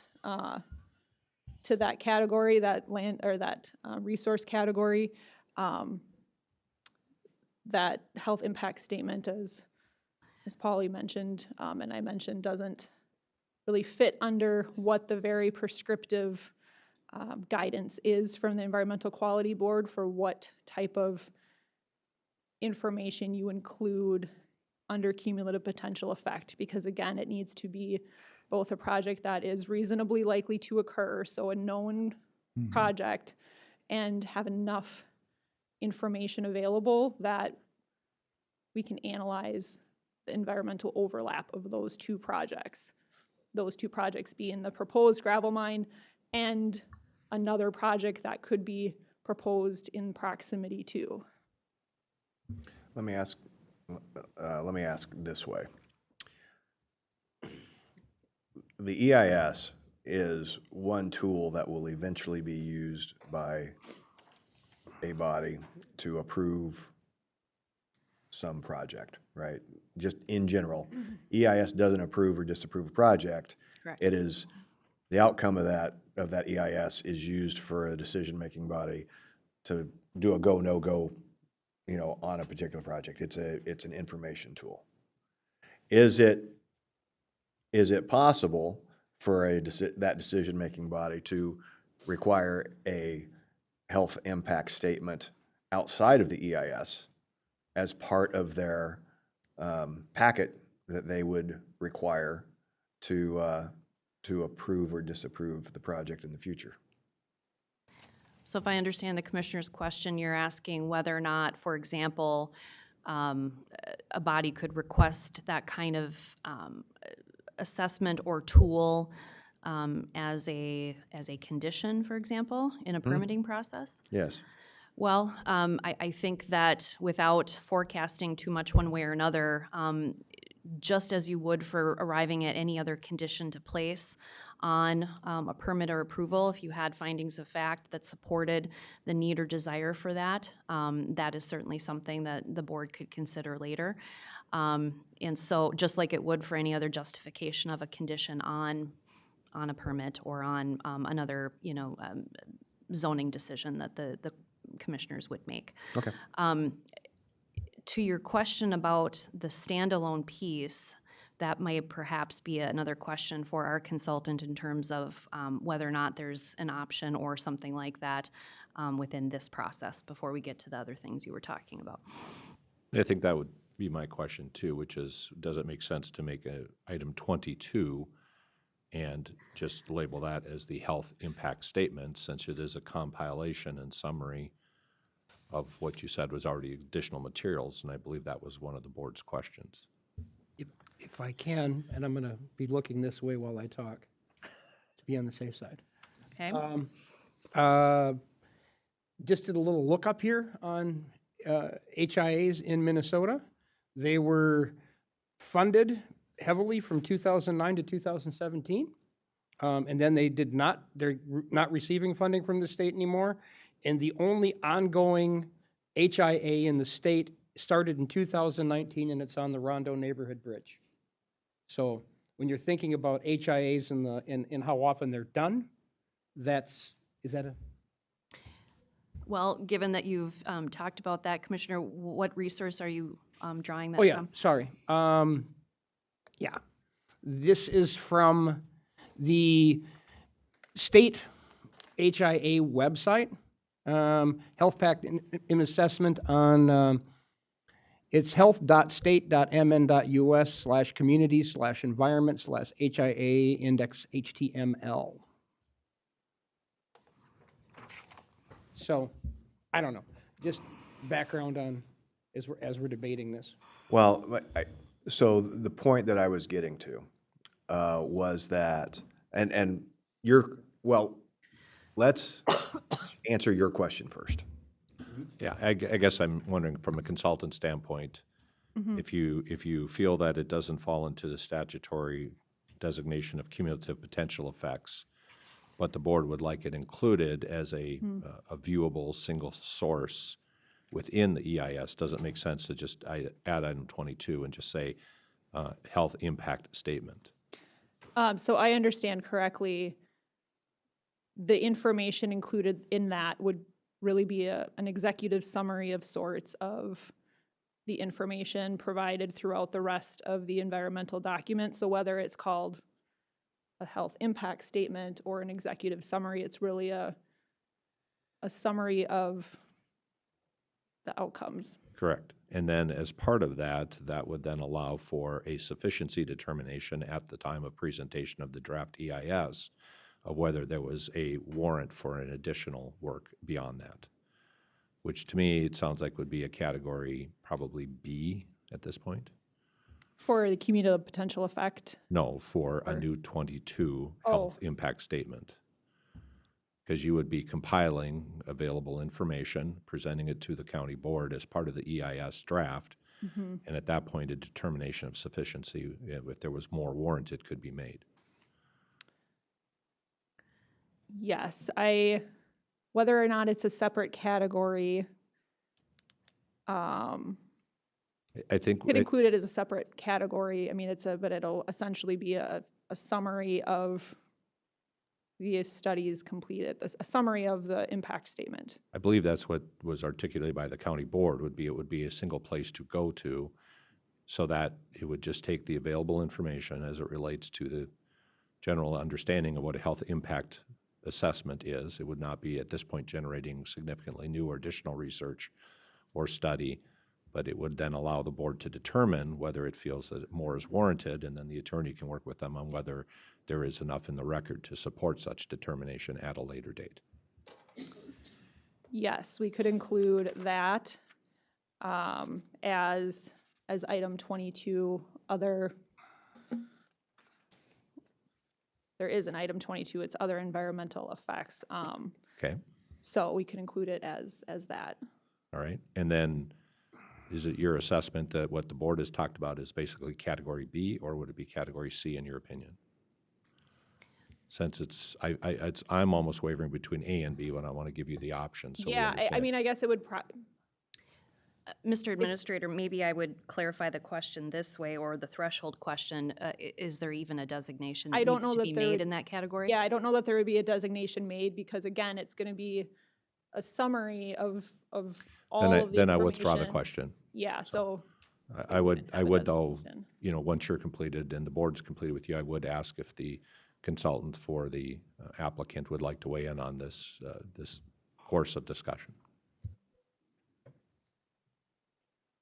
Well, just included in our packet, I just want to say that a health impact assessment can be initiated, this is a quote from the packet and the form, can be initiated by any organization, agency, individual concerned about the potential health impacts of proposed decision of whether health will adequately be addressed in the decision-making process. So the state doesn't have to do this. Our consultant could do this. Our public health department could do this. Any organization that wants to make sure that that information is put cumulatively in one area for the board to recognize. I guess that's what we're asking. Is that what you're thinking? Well, I'm thinking frankly, it's redundant Yeah, and uncommon. but the information is going to be there, and I've stressed that we can do too little, but we can't do enough, probably. I think the. Brad? Oh, yep. I'm good with it, executive summary. So am I. Mr. Chairman, oh yeah, we'll go through this, then I have one more thing. Go ahead. Okay, I misspoke on that, but was there another Holcomb representative here that wanted to speak? Nope, okay. I just want to make sure we touch base and everyone in this process got to get an opportunity. Can we, before we move forward any farther, can we have Lynn or Don tell us exactly what we're agreeing to in the where we are in the process here? Because I just want it to be, I don't want anybody to say that we're approving a gravel pit today or anything of that nature. I want it to be very clear of what we're voting on today. You're saying more for the public. Let's make sure, public. Joni's got her pen up and ready to go here, so. So, and I will defer to Ms. Wotashik if I am incorrect in summarizing, but the board is considering today whether or not to approve the scoping decision document. Within that, because there are proposals of categories and resources that have been presented, and then there have been recommendations from the Planning Commission, it appears to me most appropriate that the board would have to deal with each of those items, make determinations, and then make an ultimate decision on the scoping decision document. Lynn, would you agree with that? I would agree with that. And then to round out your question, this is the first step in a long process that Lynn laid out, and Lynn can give you the, we don't have the slide, but give the general overall steps and timeline that we're estimating at this point. I believe we don't anticipate that we will receive the revised final scoping EIS until probably August is what is on the current timetable that we have. And then that will be reviewed. There'll be stakeholder meetings that'll be involved over the next number of months where we'll have different individuals get together and talk about the different issues that need to be addressed, make sure we have a good deal of involvement throughout this process. We have not received an application for an interim use permit or any other permits. We are only in the environmental review process. We anticipate, according to the initial timeline that can change, that probably in November is when this may get published with the EQB for additional public comment, and then we'll be back before this board after that process to determine whether or not you approve the EIS. Okay. Thank you for that excellent synopsis. Yeah, perfect. Very perfect. Brad? And this will start the 280 days based on this from today. I believe so. I'm not as familiar with that. You may be able to help us with that. If the order for the EIS is on today's Agenda. agenda as well, then I don't think the yes. order is on there. I think we just had approving the changes, so we'd bring the order back for formal approval at the next board meeting. Thank you. So today you would just approve the scoping document changes either as recommended planning commission or as recommended and amended by this board today. And then again, even after the EIS is back in front of you, then there is the application process that follows that. Is that correct, Lynn? Correct, for the interim use permit and all of that, we need to go through that whole process. But none of that can be done until the EIS is complete. Completed. All right, and before us then, we have what was in the original EIS document, table 4.1, final scoping decision, and then we have the changes that the planning commission made. Lynn, could you walk us through 7 through 21 in regards to that, so we know if we're going by what the planning commission recommends or if we're going by what was in the original scoping document? So item number 10, land use. The county board needs to determine if they want to stay with what the original scoping document had as a C, or if they choose to go to a D. The issues that were stated was how the land is being used, real estate values, wildlife geology, and all aspects of land use. Those were some of the concerns that were articulated by the planning commission. Wishes of the board, consensus or comments? And Mr. Chair, if I may, as soon as I shut it off. Mr. Chair, my suggestion might be to go through each of these items, receive a roll call vote, whether that is motions to approve as initially presented, whether it's a motion to approve as recommended by Planning Commission, or whether it's a motion to do something else.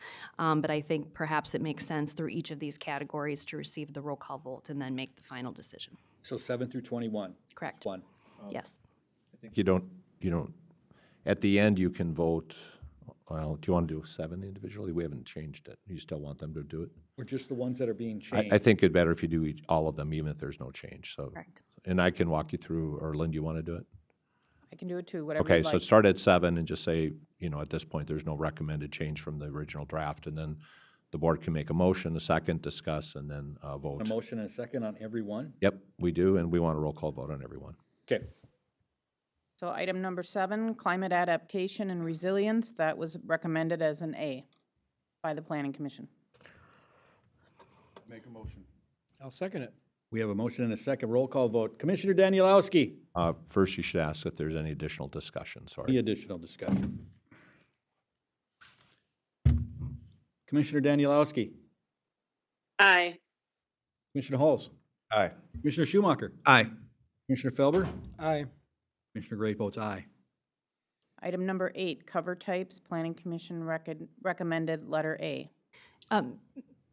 Ms. Wade-Toshik, if I could just clarify, if there's been no change between Planning Commission and proposed, perhaps state that way. Thank you.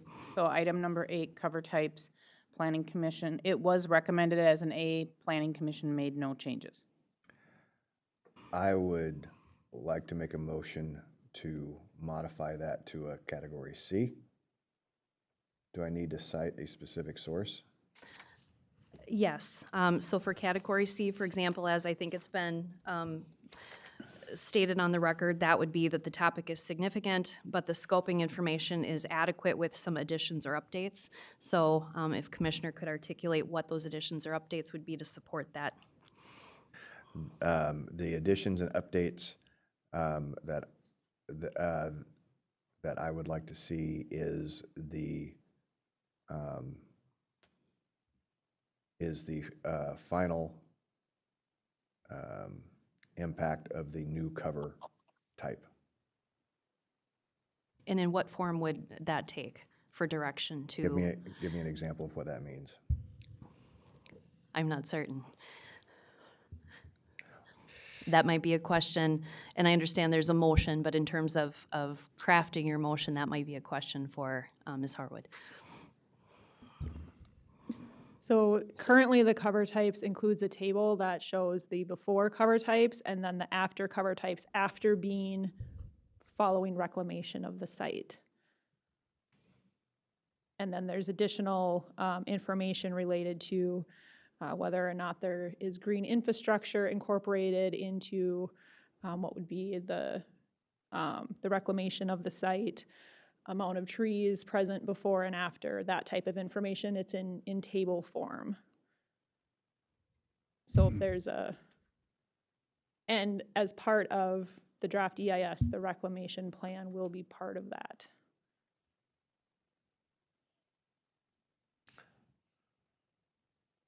So my concern on cover types has to do the impact on the one watershed plan. So the one watershed one plan would be covered under land use category. Okay, so I'll withdraw my motion and will, because we do need to add the one watershed terminology under land use then, right? Because that is not currently addressed. I would have to review the scoping EAW to see exactly all of the plans they referenced, but we would note that they would include that under land use as a plan to reference. Okay, so I'll withdraw my motion pending, which one did you say, land use? Land use is what? Next. Yep, the next one. Thanks. So we're on number 8, is currently an A and left as an A by the Planning Commission. Correct. Correct. Do we have a motion for that? Aye. Mr. Schumacher. I'll second it. Mr. Felber seconds. Any further discussion? Seeing none. Commissioner Danielowski. Aye. Commissioner Schumacher. Aye. Commissioner Hulse. Aye. Commissioner Felber. Aye. And I'll vote aye. Number 10. Land use, that went to Planning Commission as a C. They recommended a D. They had concerns about how the land is being used, real estate value, wildlife, geology, and all aspects of land use. Then in this case, I'll make a motion to add the scope of impact on the Mississippi One watershed plan.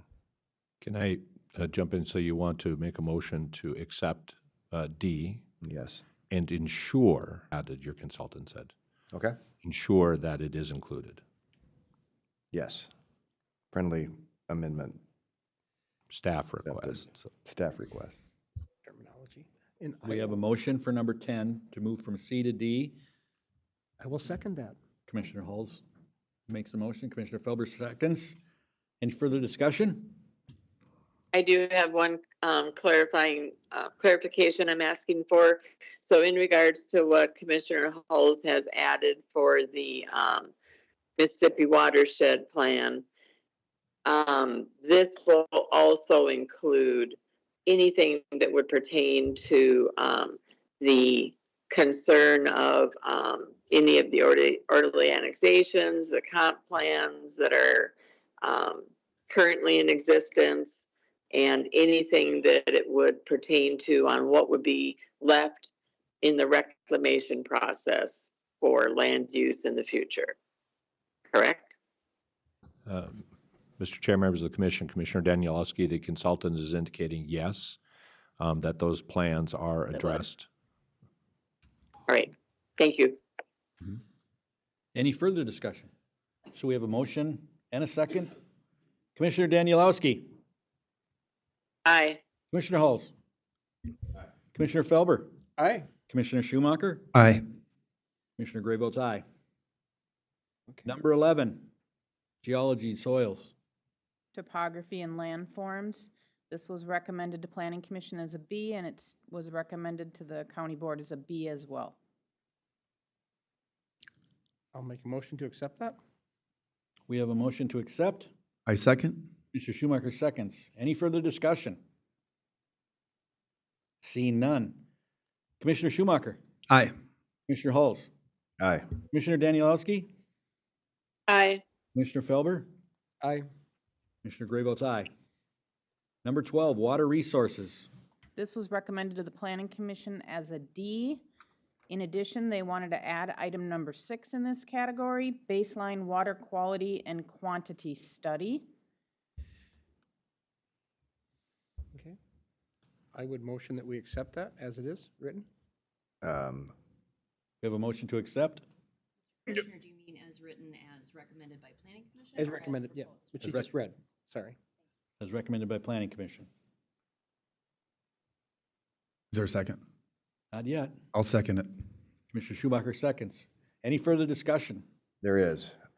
I wanted to ensure that it was explicit that water contamination was addressed, both surface and groundwater contamination. It's implied in water quality, but I'm not sure that it is. I wanted to make sure that those words were specific. So would you accept a friendly amendment? Absolutely, to that's fine. ensure that the terms water contamination, both ground and surface, are also addressed? Is that fair? Would you accept that second? Yep, and yep, I will. Any further discussion? Commissioner Danielowski. I think we lost her. Aye. That was yes. Commissioner Schumacher. Aye. Commissioner Felber. Aye. Commissioner Hulls. Aye. Commissioner Board Gray Chair. votes aye. Board Chair, do we not need to visually see? Yeah, I'm just going to ask, Rand, can you turn your phone or your video on? Hold on a second. There we go. Thank you. When a phone call comes in, it takes me out. I appreciate And that. I voted aye. Thank you for repeating that. Thank you. So we need to vote on that one again? Do we need to vote She that wasn't in? visible? We're fine. Okay. Okay. 13. Number 13. Contamination and hazardous materials and waste. This went to the Planning Commission as an A. They recommended it as a D to the county board. I make a motion to approve the Planning Commission's recommendation I'll From an second A that. to a D. from an A to a D. We have a motion by Commissioner Hulls and a second by Commissioner Felber. Any further discussion? Mr. Chair, I believe you need to say what type of study or what type of additional information you need in order to switch it to a D. Is that correct? Yes, I believe that's correct. I believe that's correct, and to the extent that it was or was not addressed by Planning Commission. If I have a moment here. I believe Planning Commission's concerns had to do with concrete and asphalt recycling and potential heavy metals. So for this board to approve as a D, as it's been stated, there would have to be additional studies requested and provide basis for that under this category. My intent was the additional studies requested by the Planning Commission. So however that should be phrased. The Planning Commission, and Ms. Wojtaszek, correct me if I'm wrong, but were there any studies that were recommended by the Planning Commission? I did not have any notes as to a specific study. I can find that in my notes here if you give me a moment.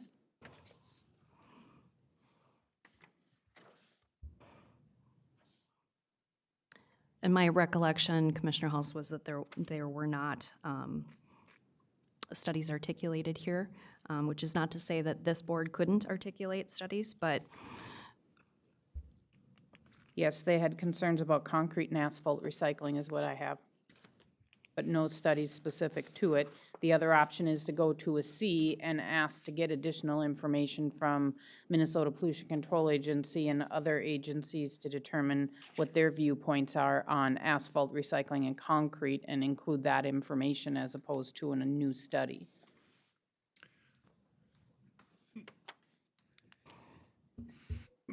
I'd be okay with modifying it to a C based on that recommendation. We're changing our motion to a C. And the recommendations of Ms. Wojtaszek in regards to that. and could you clarify that one more time, Ms. Wojtaszek, what that would be? It would be obtaining information from the Minnesota Pollution Control Agency and other existing relevant studies to look at the effects of concrete and asphalt recycling and heavy metals on soils for the recycling of concrete and asphalt in the area as proposed. Okay. Commissioner Hulse has got a motion. I will accept the amendment on my second. Commissioner Felber seconds. Any further discussion? So I understand this right. We're just going to add a study on asphalt and concrete that's already been completed No. to it, or are we taking a new study? We're looking for existing information to verify whether or not there are concerns or issues with asphalt and concrete recycling on site and what kind of contamination that could cause based on the information currently available. We have a motion and a second. Any further discussion? Commissioner Halls. Aye. Commissioner Schumacher. Nay. Commissioner Felber. Aye. Commissioner Danielowski. Aye. Commissioner Gray votes aye. Number 14, fish, wildlife, plant communities, and sensitive ecological resources. This was recommended to Planning Commission as a D, and they had kept it the same. I would make a motion to accept that. Commissioner Felber makes a motion to accept it as a D. I'll second. Commissioner Danielowski seconds. Any further discussion? Seeing none. Commissioner Danielowski. Aye. Commissioner Schumacher. Aye. Commissioner Halls. Aye. Commissioner Felber. Aye. Commissioner Gray votes aye. Item number 15, historic properties. Planning Commission received it as a D, and they had kept it as a D. I make a motion to accept number 15 as presented. I'll second that. Commissioner Danielowski motions, Commissioner Felber seconds. Any further discussion? Seeing none. Commissioner Schumacher. Aye. Commissioner Danielowski. Aye. I'll vote aye. Commissioner Halls. Aye. Commissioner Felber. Aye. Number 16, visual. Planning Commission received that recommendation as a D, and they did not change it. I make a motion that we accept it The visual as a D. as a D. Second. Commissioner Schumacher seconds. Any further discussion? Seeing none. Commissioner Halls. Aye. Commissioner Schumacher. Aye. Commissioner Gray votes aye. Commissioner Felber. Aye. Commissioner Danielowski. Aye. Number 17, air. Planning Commission received that one as a D, and they did not recommend any changes. I would motion that we accept that as a Sec- D. Commissioner I'll Fel- second. Commissioner Danielowski seconds. Any further discussion? Seeing none. Commissioner Danielowski. Aye. Commissioner Hulls. Aye. Commissioner Felber. Aye. Commissioner Schumacher. Aye. Commissioner Gray votes aye. Number 18, greenhouse gas and carbon footprints. Planning Commission received that as a recommendation, and they had recommended that it go to a C and to have additional discussion included on greenhouse gas and carbon footprint. I would motion that we accept that as a C. We have a motion to accept as a C. Is there a second? I'll second that. Any further discussion? Would that be with the understanding that the board is satisfied with what's in the record or otherwise discussed at Planning Commission concerning updates on what was being requested? Updated information? Can you briefly give the updates, Lynn, if you have them? Sure, give me just a moment, please.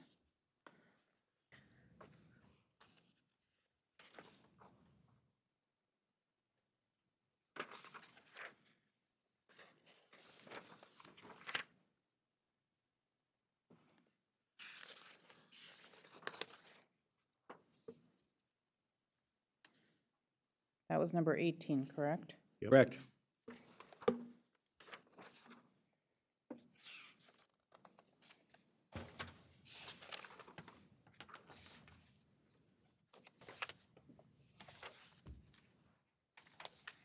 Let's see, Haas asked if number 18 greenhouse gas footprint should be looked at with 150 to 400 trucks per day. Should this be changed to a D? Symes said this is a great idea. Hedstrom noted section 5.6 talks about air. Van der Eyck asked how this was quantified.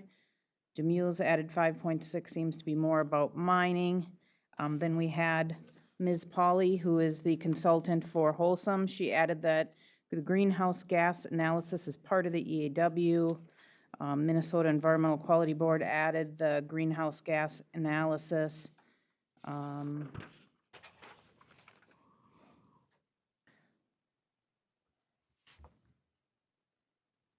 Sure, I'm having a hard time finding that one. Just because it's ranked as an A or B doesn't mean that there's something that hasn't been evaluated. Greenhouse gas emissions are separate calculation, separate study. Symes said moving it from an A to a C, it's a significant topic. Scoping EAW data inadequate with updates for use in the draft EIS.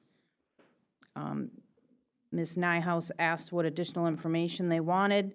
Ms. Polly added that going to a C is just fine and indicates that the county sees this as a potentially significant issue, information as in the EAW, and should be updated as necessary in the EIS.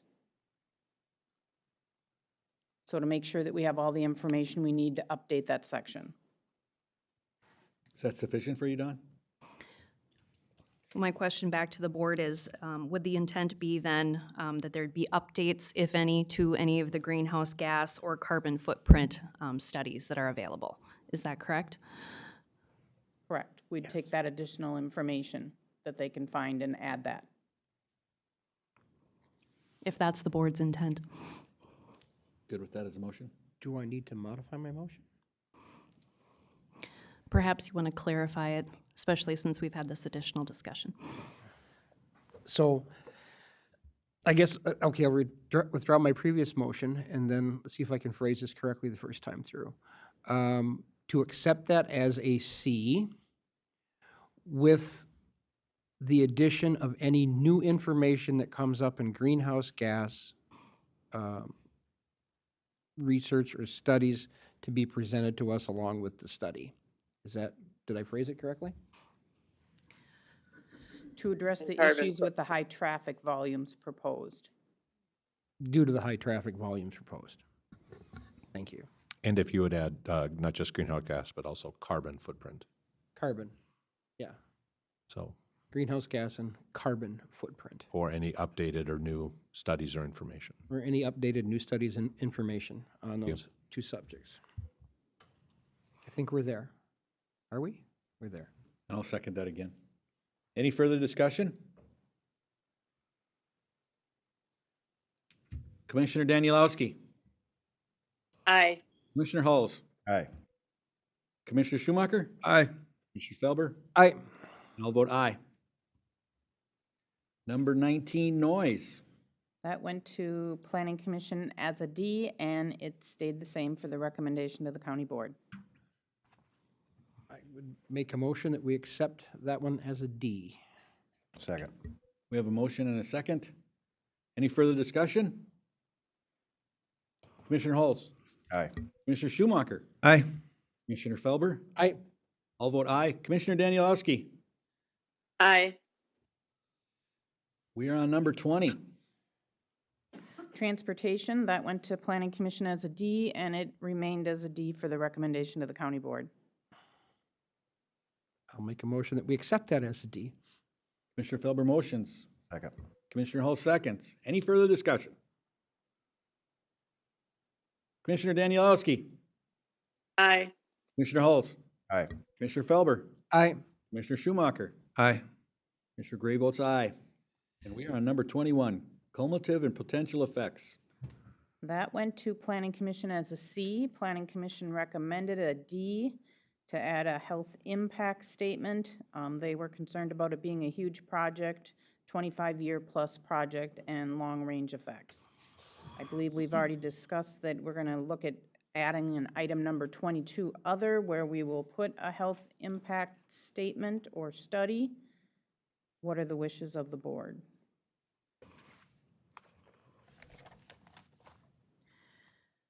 So Planning Commission went from C to a D? Correct. And they did that to add the health impact statement. So if you move the health impact statement, I think you'd probably go back to a C, and then just as your next motion, add health impact statement to item 22. Mr. Chairman, I'll make a motion for 21 to be a C. We have a motion, is there a second? I'll second that. Second that. Any further discussion? I have some just thoughts of the school district's land that's out there that, you know, I mean, they're not gonna have a plan in the next 2 years of whether or not they're building a school, but that you don't, as a school district, you don't buy land to just hold on to it. You buy it to build a school. So, and again, I think Rayanne's topic of the APO is out there. Those are some of the cumulative potential effects, I think, that need to be addressed. So I truthfully would move this from a C to a D if this was me, but that's my thought. If you were going to move it to a D, how would you phrase it? Then we take into consideration that the APO's already had 3 routes planned across this property in regards to transportation. They've already presented them, MnDOT has. The school district, like I said, they're not gonna have a plan in 10 years, so I think that we have to address that, you know, there will be a school there, that's their potential. So that's how I would phrase it, go from a C to a D. We have to look at what their long-term plans are. I would just note for the board, though, that the APO is included in the transportation section, which is section 20, and I believe the school would come in land use already. Okay, So if you're going to go to a D, if you're going to do a D, you're going to have to tell us what additional study you want. that's because they're already included. Correct, Okay, correct. then we can leave it at a C. It would be a redundancy. We would be duplicating it. I just want to make sure that those are addressed. Can we just verify that those are addressed? We already did. Are they will be addressed in those other items? And Mr. Chair, Go ahead, Commissioner Danielowski. thank you for clarification. Also, any of the comprehensive plans and any of the orderly annexation plans. So we have a really good understanding of the cumulative potential effects to this property for all of those elements. Ms. Harwood.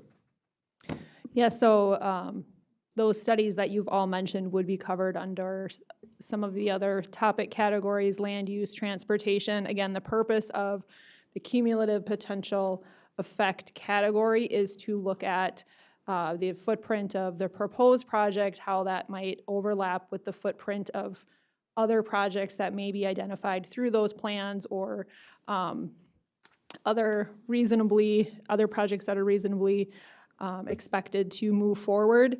And so we don't necessarily need to outline specifically which projects right now are going to be included in that. That will come organically through the draft EIS process. Okay.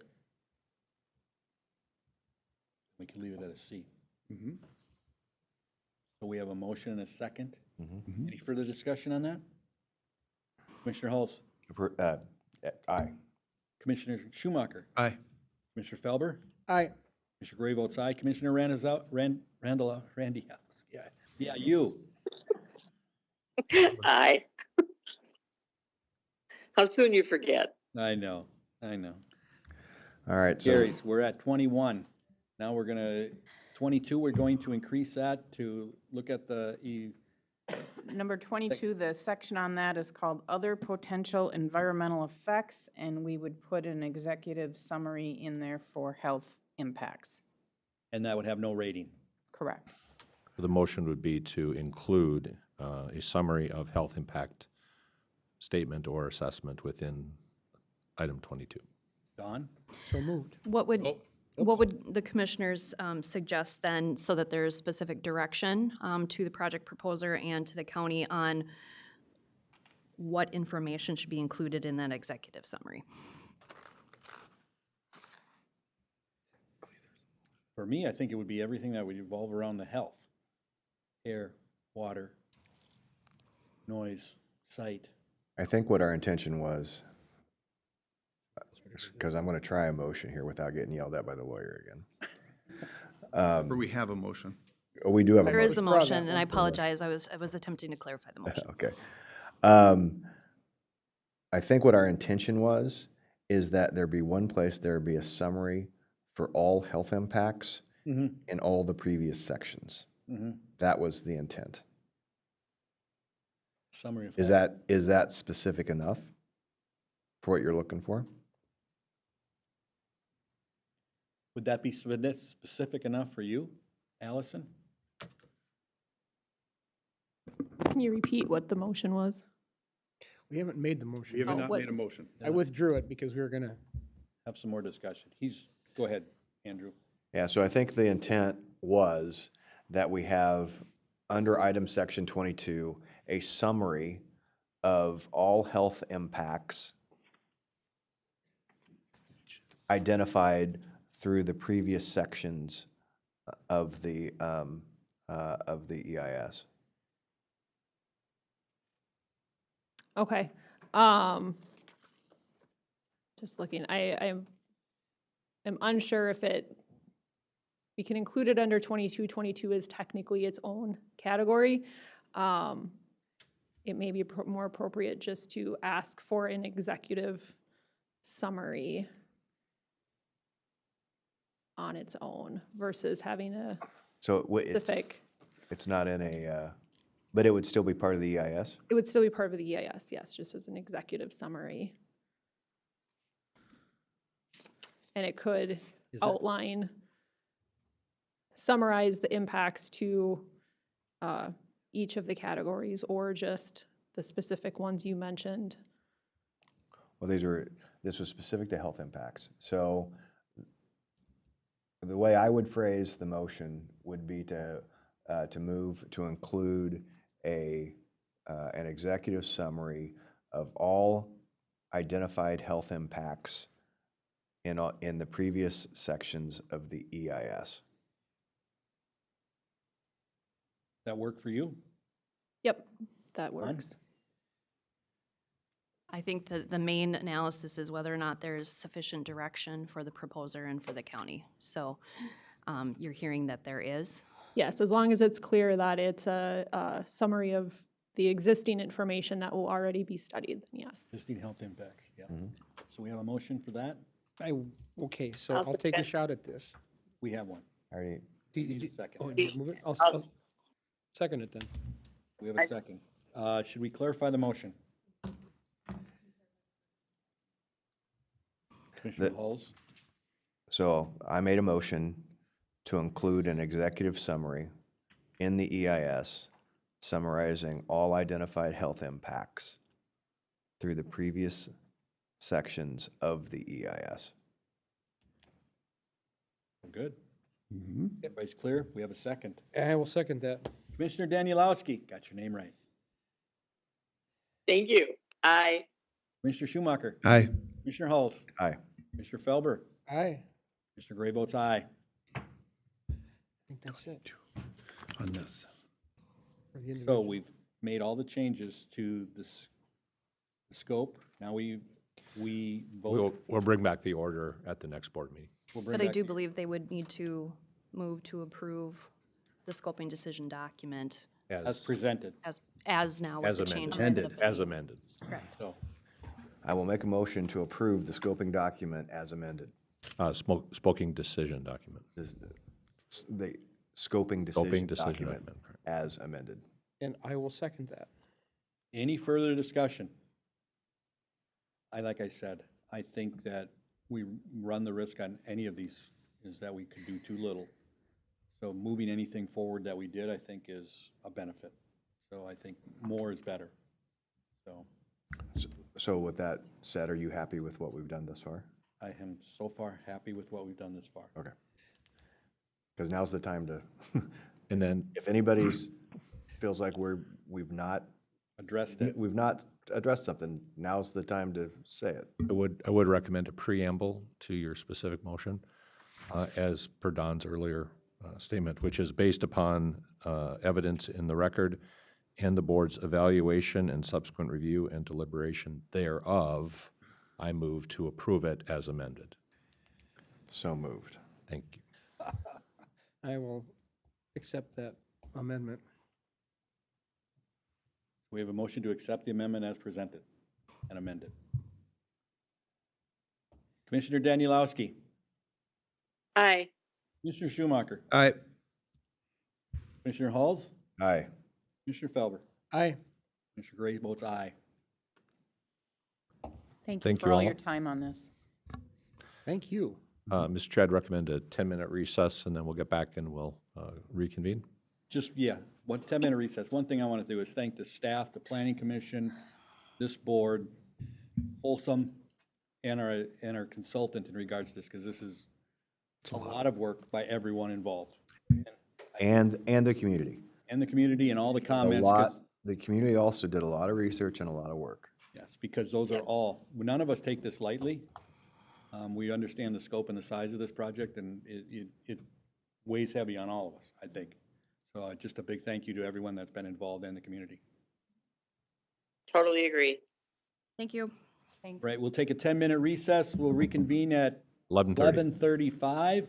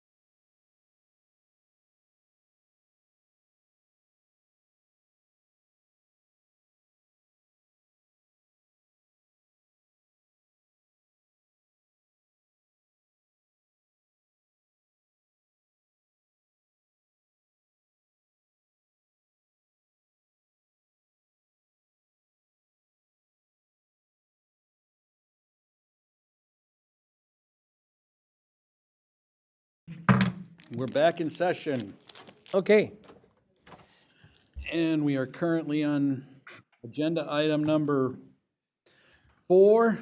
I'll turn this over to Bruce Spencer. Thank you, Mr. Chair, members of the commission. As you are aware, there were a series of executive orders issued by President Trump over the last couple of weeks. 8 are cited in your board packet. The result of those and a quick implementation effort by the federal administration resulted in a lot of confusion, some court orders, and some other activities. But your staff did do a quick analysis to see what our exposure or impact would be with respect to these items. We did flag one for you with respect to an executive order regarding diversity, equity, and inclusion activities. Federal funds, specifically COVID funds or ARPA funds, were used for a part of a project. Some of the other funds used were state pass-through grants as well as private foundation grants for a project that was essentially concluded in 2024. That, according to the executive order, would be listed theoretically by the governing agency at the federal level who sponsored those grants. That particular project was in the implementation phase, but again, no additional funds are expended, and the contract is essentially completed. However, since we're having ongoing discussions at the federal level for a couple of other major contracts in the public safety arena, the county attorney and the county sheriff feel that it would be better to clean the deck, at least for the time being, of activities that may come into focus that are speculative at this point, and that would be either language that prohibits such activities in granting or grantee agencies, or that at least addresses it. So the recommendation before you is to do just that with respect to the one federal contract, and then to direct the administrator to continue to compile other areas that may or may not be impacted, and also to ensure a complete transition and only keeping the appropriate elements of employee relations activities as we move forward at this time. And I can answer any questions the board may have. so I don't really have a question, I have more of a comment. I would have, and if it is still possible to do so within this agenda, I'd like to address the DEI and specifically the culture brokers contract and any tentacles that are left of it separately, because that is something that in December, I had said I wanted to get on the agenda early this year. Commissioner Hulse had taken the time to actually write up a resolution in regards to that particular program, and I just would like to make sure that while we're, and I understand to an extent running it in with all of the executive orders that have come down, but I also want to make sure that I would like to make sure that we have a vote that clears that that is gone, that it is permanently gone, not paused, but gone, and that we are going to be doing all hiring, promotionals, and everything done based on merit. Most of your major corporations have been getting rid of their DEI programs. You see it on the news all the time, and whether people are fond of some of these orders that are coming down and the stuff that's coming down, this is what the people voted for, and although Minnesota specifically did not necessarily vote for this as a state, the people of Sherburne County voted 66% for these programs. So, or for this administration, I should be more specific. So at any rate, I want to make sure that as we do this, that we have, that this is the absolute end of the modified affirmative action DEI programs that we have.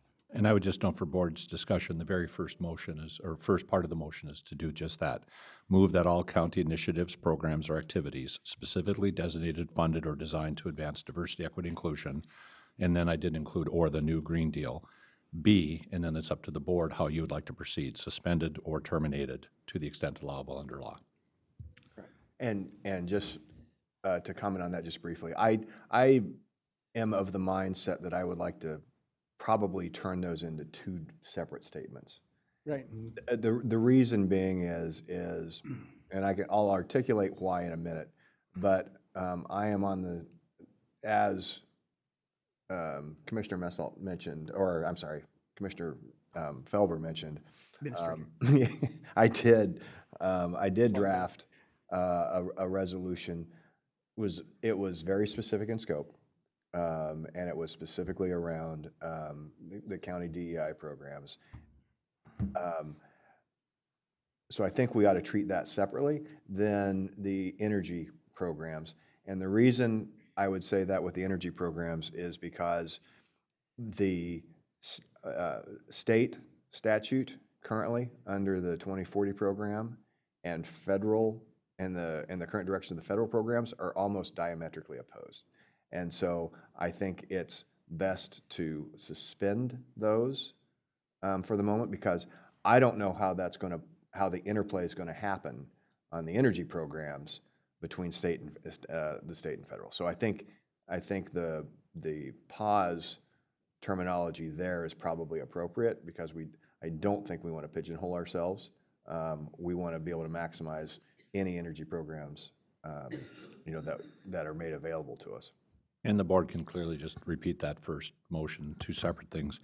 I did also note, I forgot to mention specifically, then the direction to the administrator would be to ensure that all county hiring, promotion, and evaluation practices be based upon initiative, skills, performance, hard work, and applicable state and federal laws. So that's the first bullet under the direction to the administrator. Mm-hmm.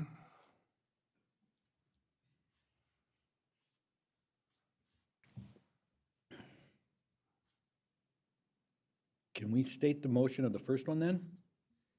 As I understand it, the way that Commissioner Halls had indicated, it would be move that all county initiative programs and activities specifically designated, funded, or designed to advance diversity, equity, inclusion be terminated to the extent allowable under law. That would be the first motion. And I would make that motion. And I would second that. Any further discussion? And DEI, we're talking about did not earn it. Diversity, inclusion. I just want to make sure. I was like coming back, because there's a process of this group that believes in a different way. And some people through this would suggest they didn't earn it, and that needs to be stated. I guess I'm a little unclear as to your Well, I'm just, it's statement. my comment to where I'm coming from when I vote on this. Yeah. We're ending that program. Yeah, absolutely. Mm-hmm. No matter how you want to phrase it, the program is coming to an end. Can I get some clarification, Mr. Chair? You sure can. Thank you. I was under the impression that we don't, in hiring practices, we don't use a merit system. There isn't any extra points for anything to do with diversity or inclusion. Am I wrong? Am I misunderstanding Mr. our Chairman, hiring practices? Mr. Chair, members of the Commission, Commissioner Danilowski, you are correct. It is a predominantly merit-based system. You're hired upon merit, you're promoted upon merit. It is not based upon preference points other than certain categories allowed by law or mandated by law. So for instance, veterans preference points. Some positions, there are preferences given, but it is predominantly a merit-based system.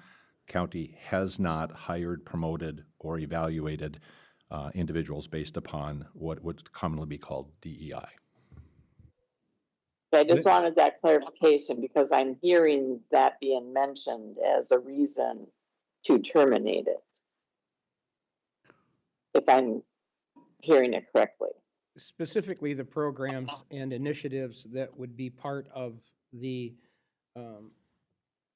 Culture Brokers contract. And even though we're done paying for that and the initial part of the contract is done, there are still portions of that contract and there's follow-up that we're simply not going to do.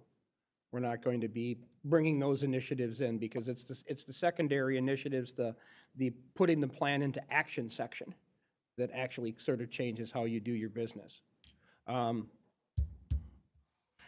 It's worth noting other counties are moving away from that also. Okay. Which other counties? Which other counties? Hennepin County did not hire them back. Okay.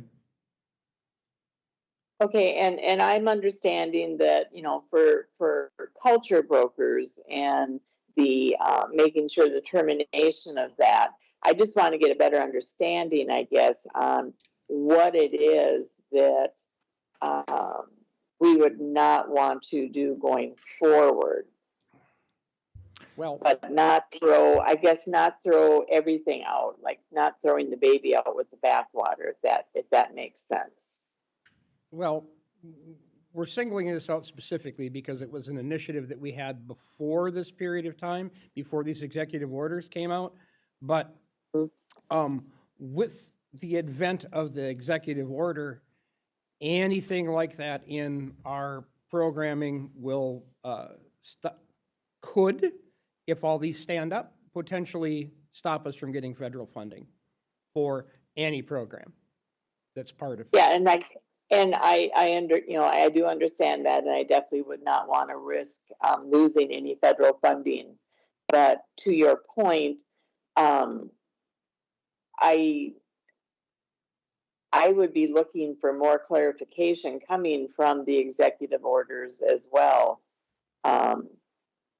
Are we, I mean, can we separate culture brokers and terminate that aspect and suspend the rest until we get better clarification and understanding of what it is that we are going to be doing and not doing moving forward?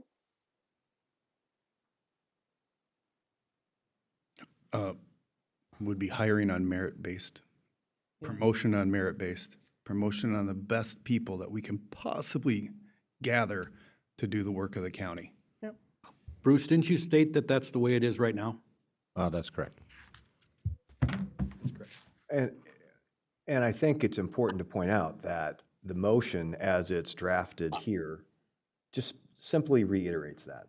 You know, that we, that the county hires based on performance and those other aspects that that the administrator just brought up. It just reiterates those same points. So I don't have an issue with it. I guess I just want to make sure that we're not like doing something that would, say if you have a physical disability or something, Oh, no, that that's, we're That's not different. going to be. Okay, I just wanted to make sure that I'm understanding this whole motion clearly. Look, at the end of the day, there are 13 protected classes in Minnesota statute, not 4 more than in federal statute. It's already illegal to discriminate, period. End of story. So the issue that I have is both perception and reality, right? Part is I don't want there to be any perception that anyone in the county got their promotion for anything other than the fact that they deserved it. And I want to make, As would I, for sure. right? And within the scope of DEI, once again, granted that the previous consulting contract, you know, is concluded. I realize that and we're not going to continue on with that, and that's a very specific issue. But when they did their report out to us, it was leading toward hiring practices that I was not comfortable with. Under not that we would necessarily have to implement those, but the way that readout was done from their engagement, I was not at all pleased with where, at least from my perception, that it was going. So, you know, I think this is just a reiteration that we, you know, we hire the best people. We promote based on performance. Yeah, there are some, you know, criteria, you know, around veterans and those sort of things, which is fine. I mean, being a veteran's a choice, right? It's not a physical characteristic. It's no different than choosing to get a degree in of one kind or another. So that really doesn't fall into this category. But yeah, there's points assigned to being a veteran. I get that. But we want to hire based on we want to primarily be a meritocracy. You know, it's where we hire, promote, advance the best people based on performance. Full stop. Well, I completely agree with you there, but Administrator Messel's already said that we don't do that. You've also already said that discrimination is completely illegal, which I completely agree with. So you're trying to say that this is based on perception?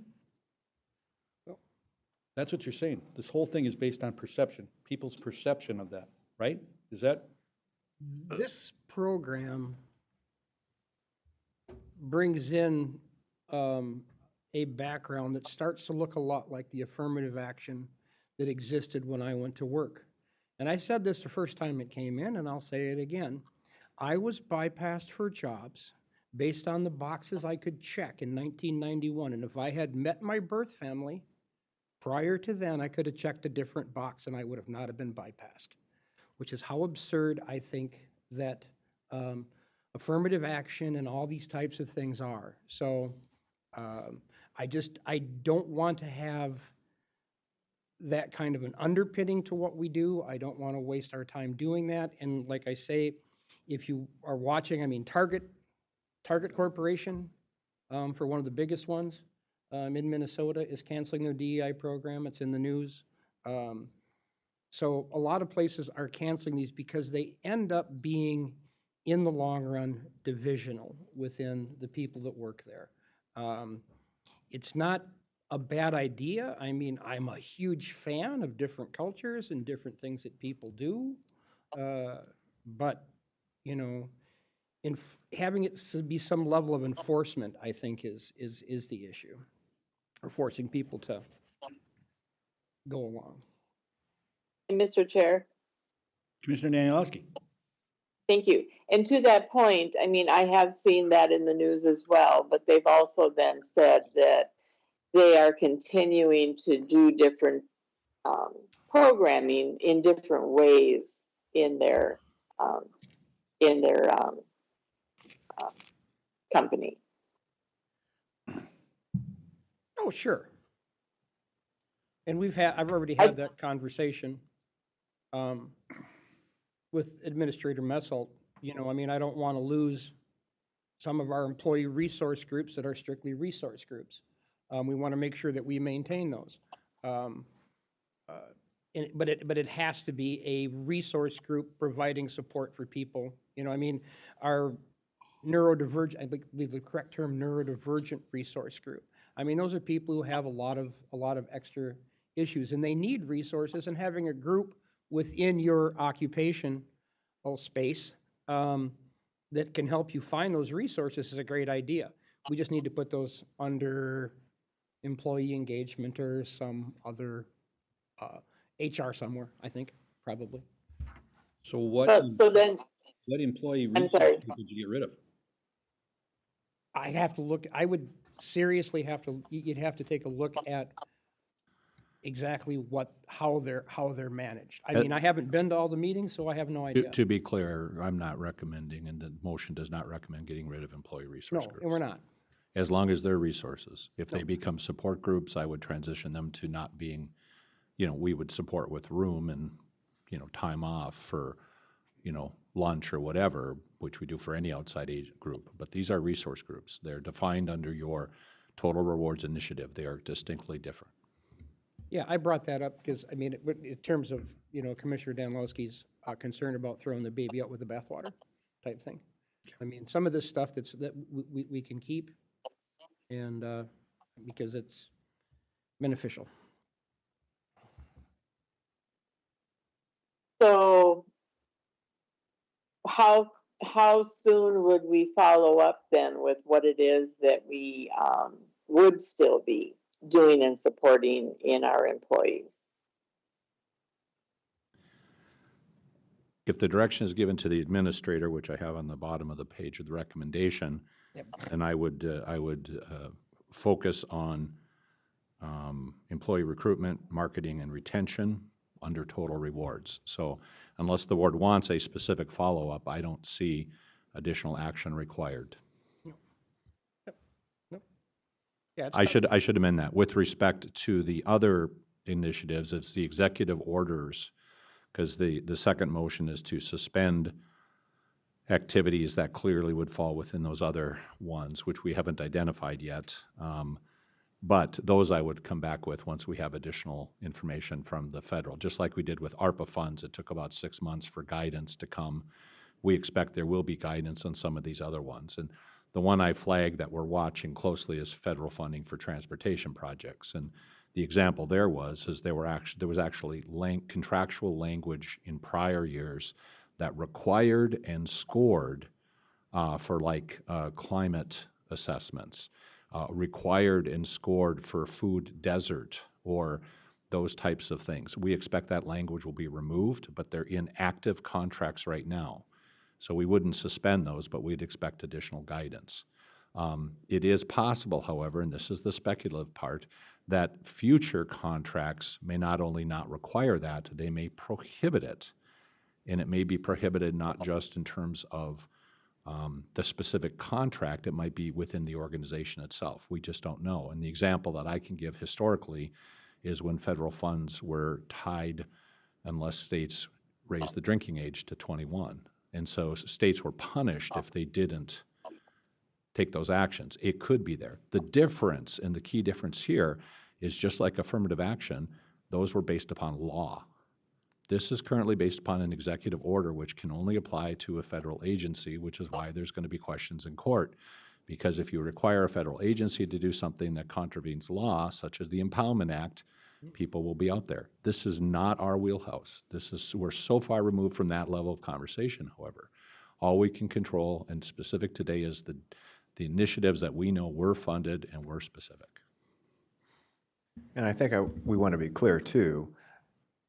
The original motion that I had drafted, like I said, was very specific and narrow in scope. But it's irrelevant at this point because it got overtaken by the fact that these executive orders came out. And so then Commissioner Messal, in coordination with the county attorney and the sheriff, and to a smaller extent, and myself, redrafted this so that we're now in alignment with what's going on in Washington, because that still has an impact on us. So I feel like we've done our due diligence here, I guess is my point. And I just want to be clear that I am totally supportive of making sure that any hiring, any promotions happen based on performance, hard work, and initiative and skills. Totally. I'm not supportive of anything other than that. But I just want to make sure that we are not, that we're not overreacting, because I don't want to lose any federal funding either, to executive orders that are evolving. So that's just my point of clarification.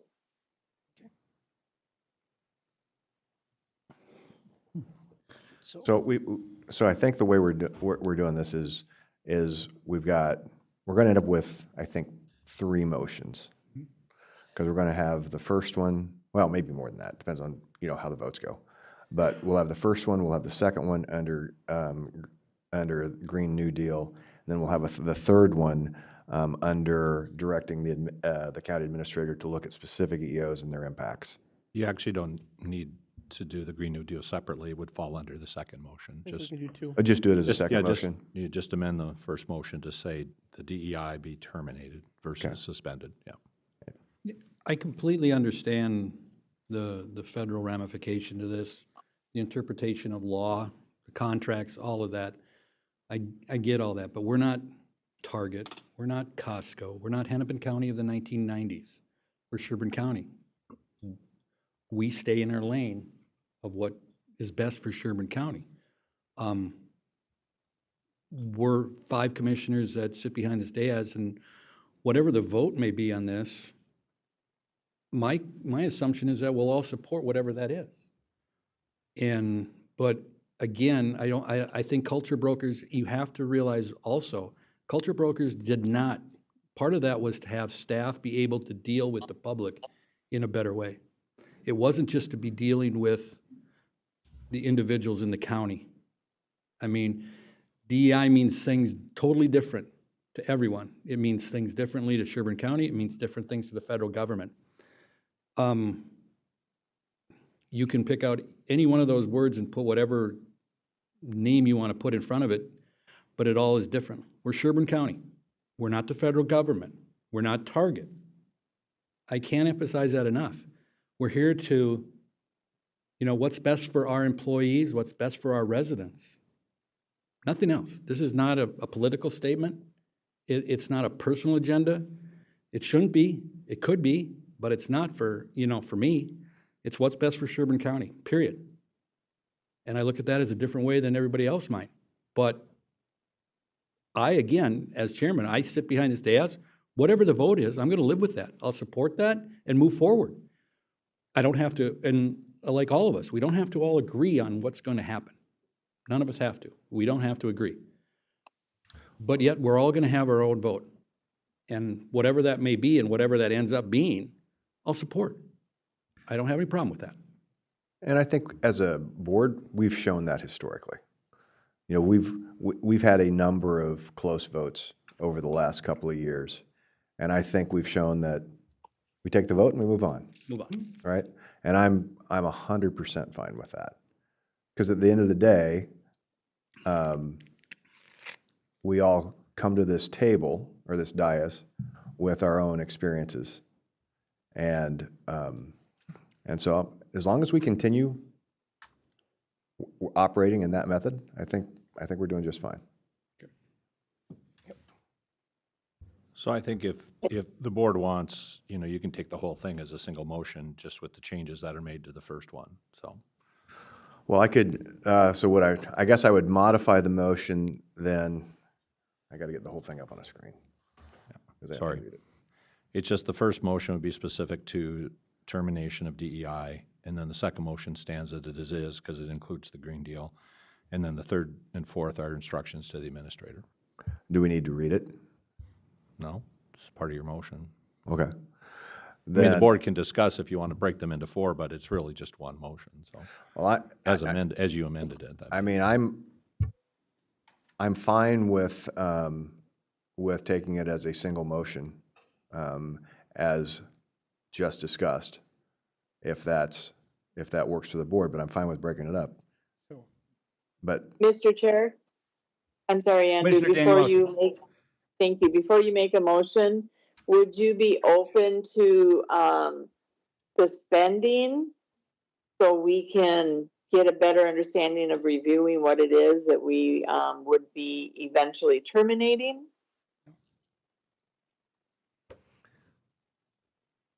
my motion is for termination on the DEI programs.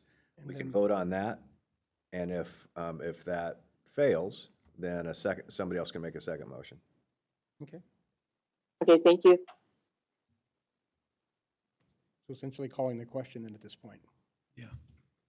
Okay. So I guess we need to clarify, is the motion the entire thing or just the first? I think we're stuck. You were the maker, right? Yeah. So if you want to amend it and do it all, that's fine. If you don't, do them separately. Okay. So we'll take this as a single vote. It's going to be the entire motion. The first portion of the motion is Can you scroll up just a little bit for me, please? Yeah, I'll just read it for you. Move that all county initiatives, programs, and activities specifically designated, funded, or designed to advance diversity, equity, inclusion objectives be terminated to the extent allowable under law. And further move that all county initiative, programs, and activities specifically designated for the Green New Deal objectives be suspended to the extent allowable under the law. And then move that other county initiative, programs, and activities impacted and identified by presidential executive orders be paused until such time as additional guidance, instructions, or clarity is received with respect to the applicable federal executive orders.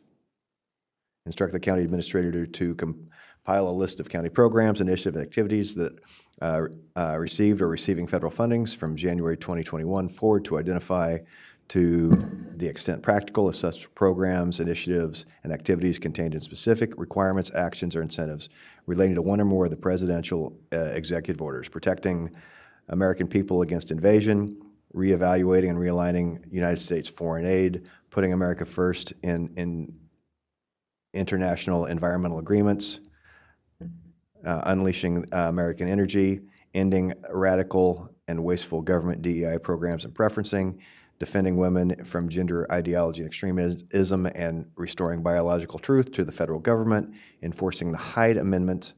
The county administrator shall also take the necessary steps to ensure all county hiring, promotion, evaluation practices be based on initiative, skills, and performance, and hard work, and applicable state and federal laws, and continue successful efforts related to employee recruitment, marketing, and retention within the county's Total Rewards initiatives as part of the human relations, resources, employee wellness, and related activities. Maintain overall continuity of county operations, programs, and activities to the greatest extent practicable. My second will remain. My comments do not change. Any further discussion?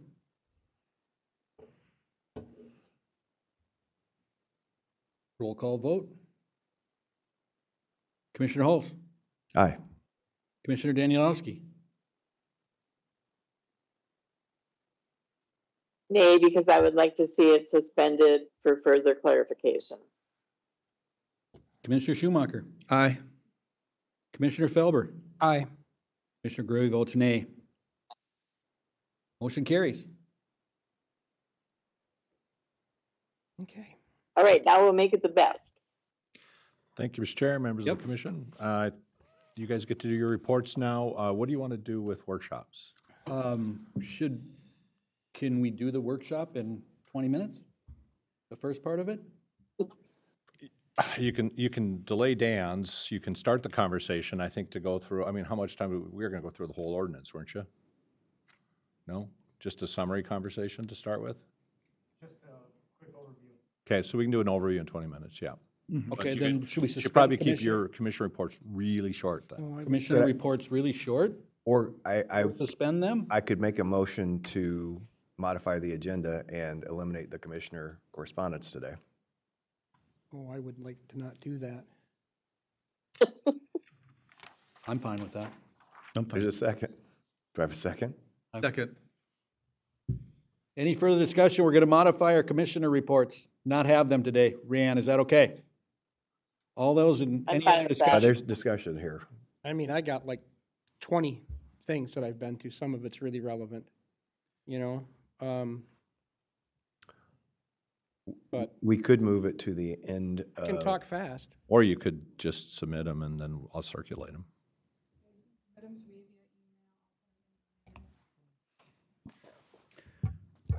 I have to, Any other further talk?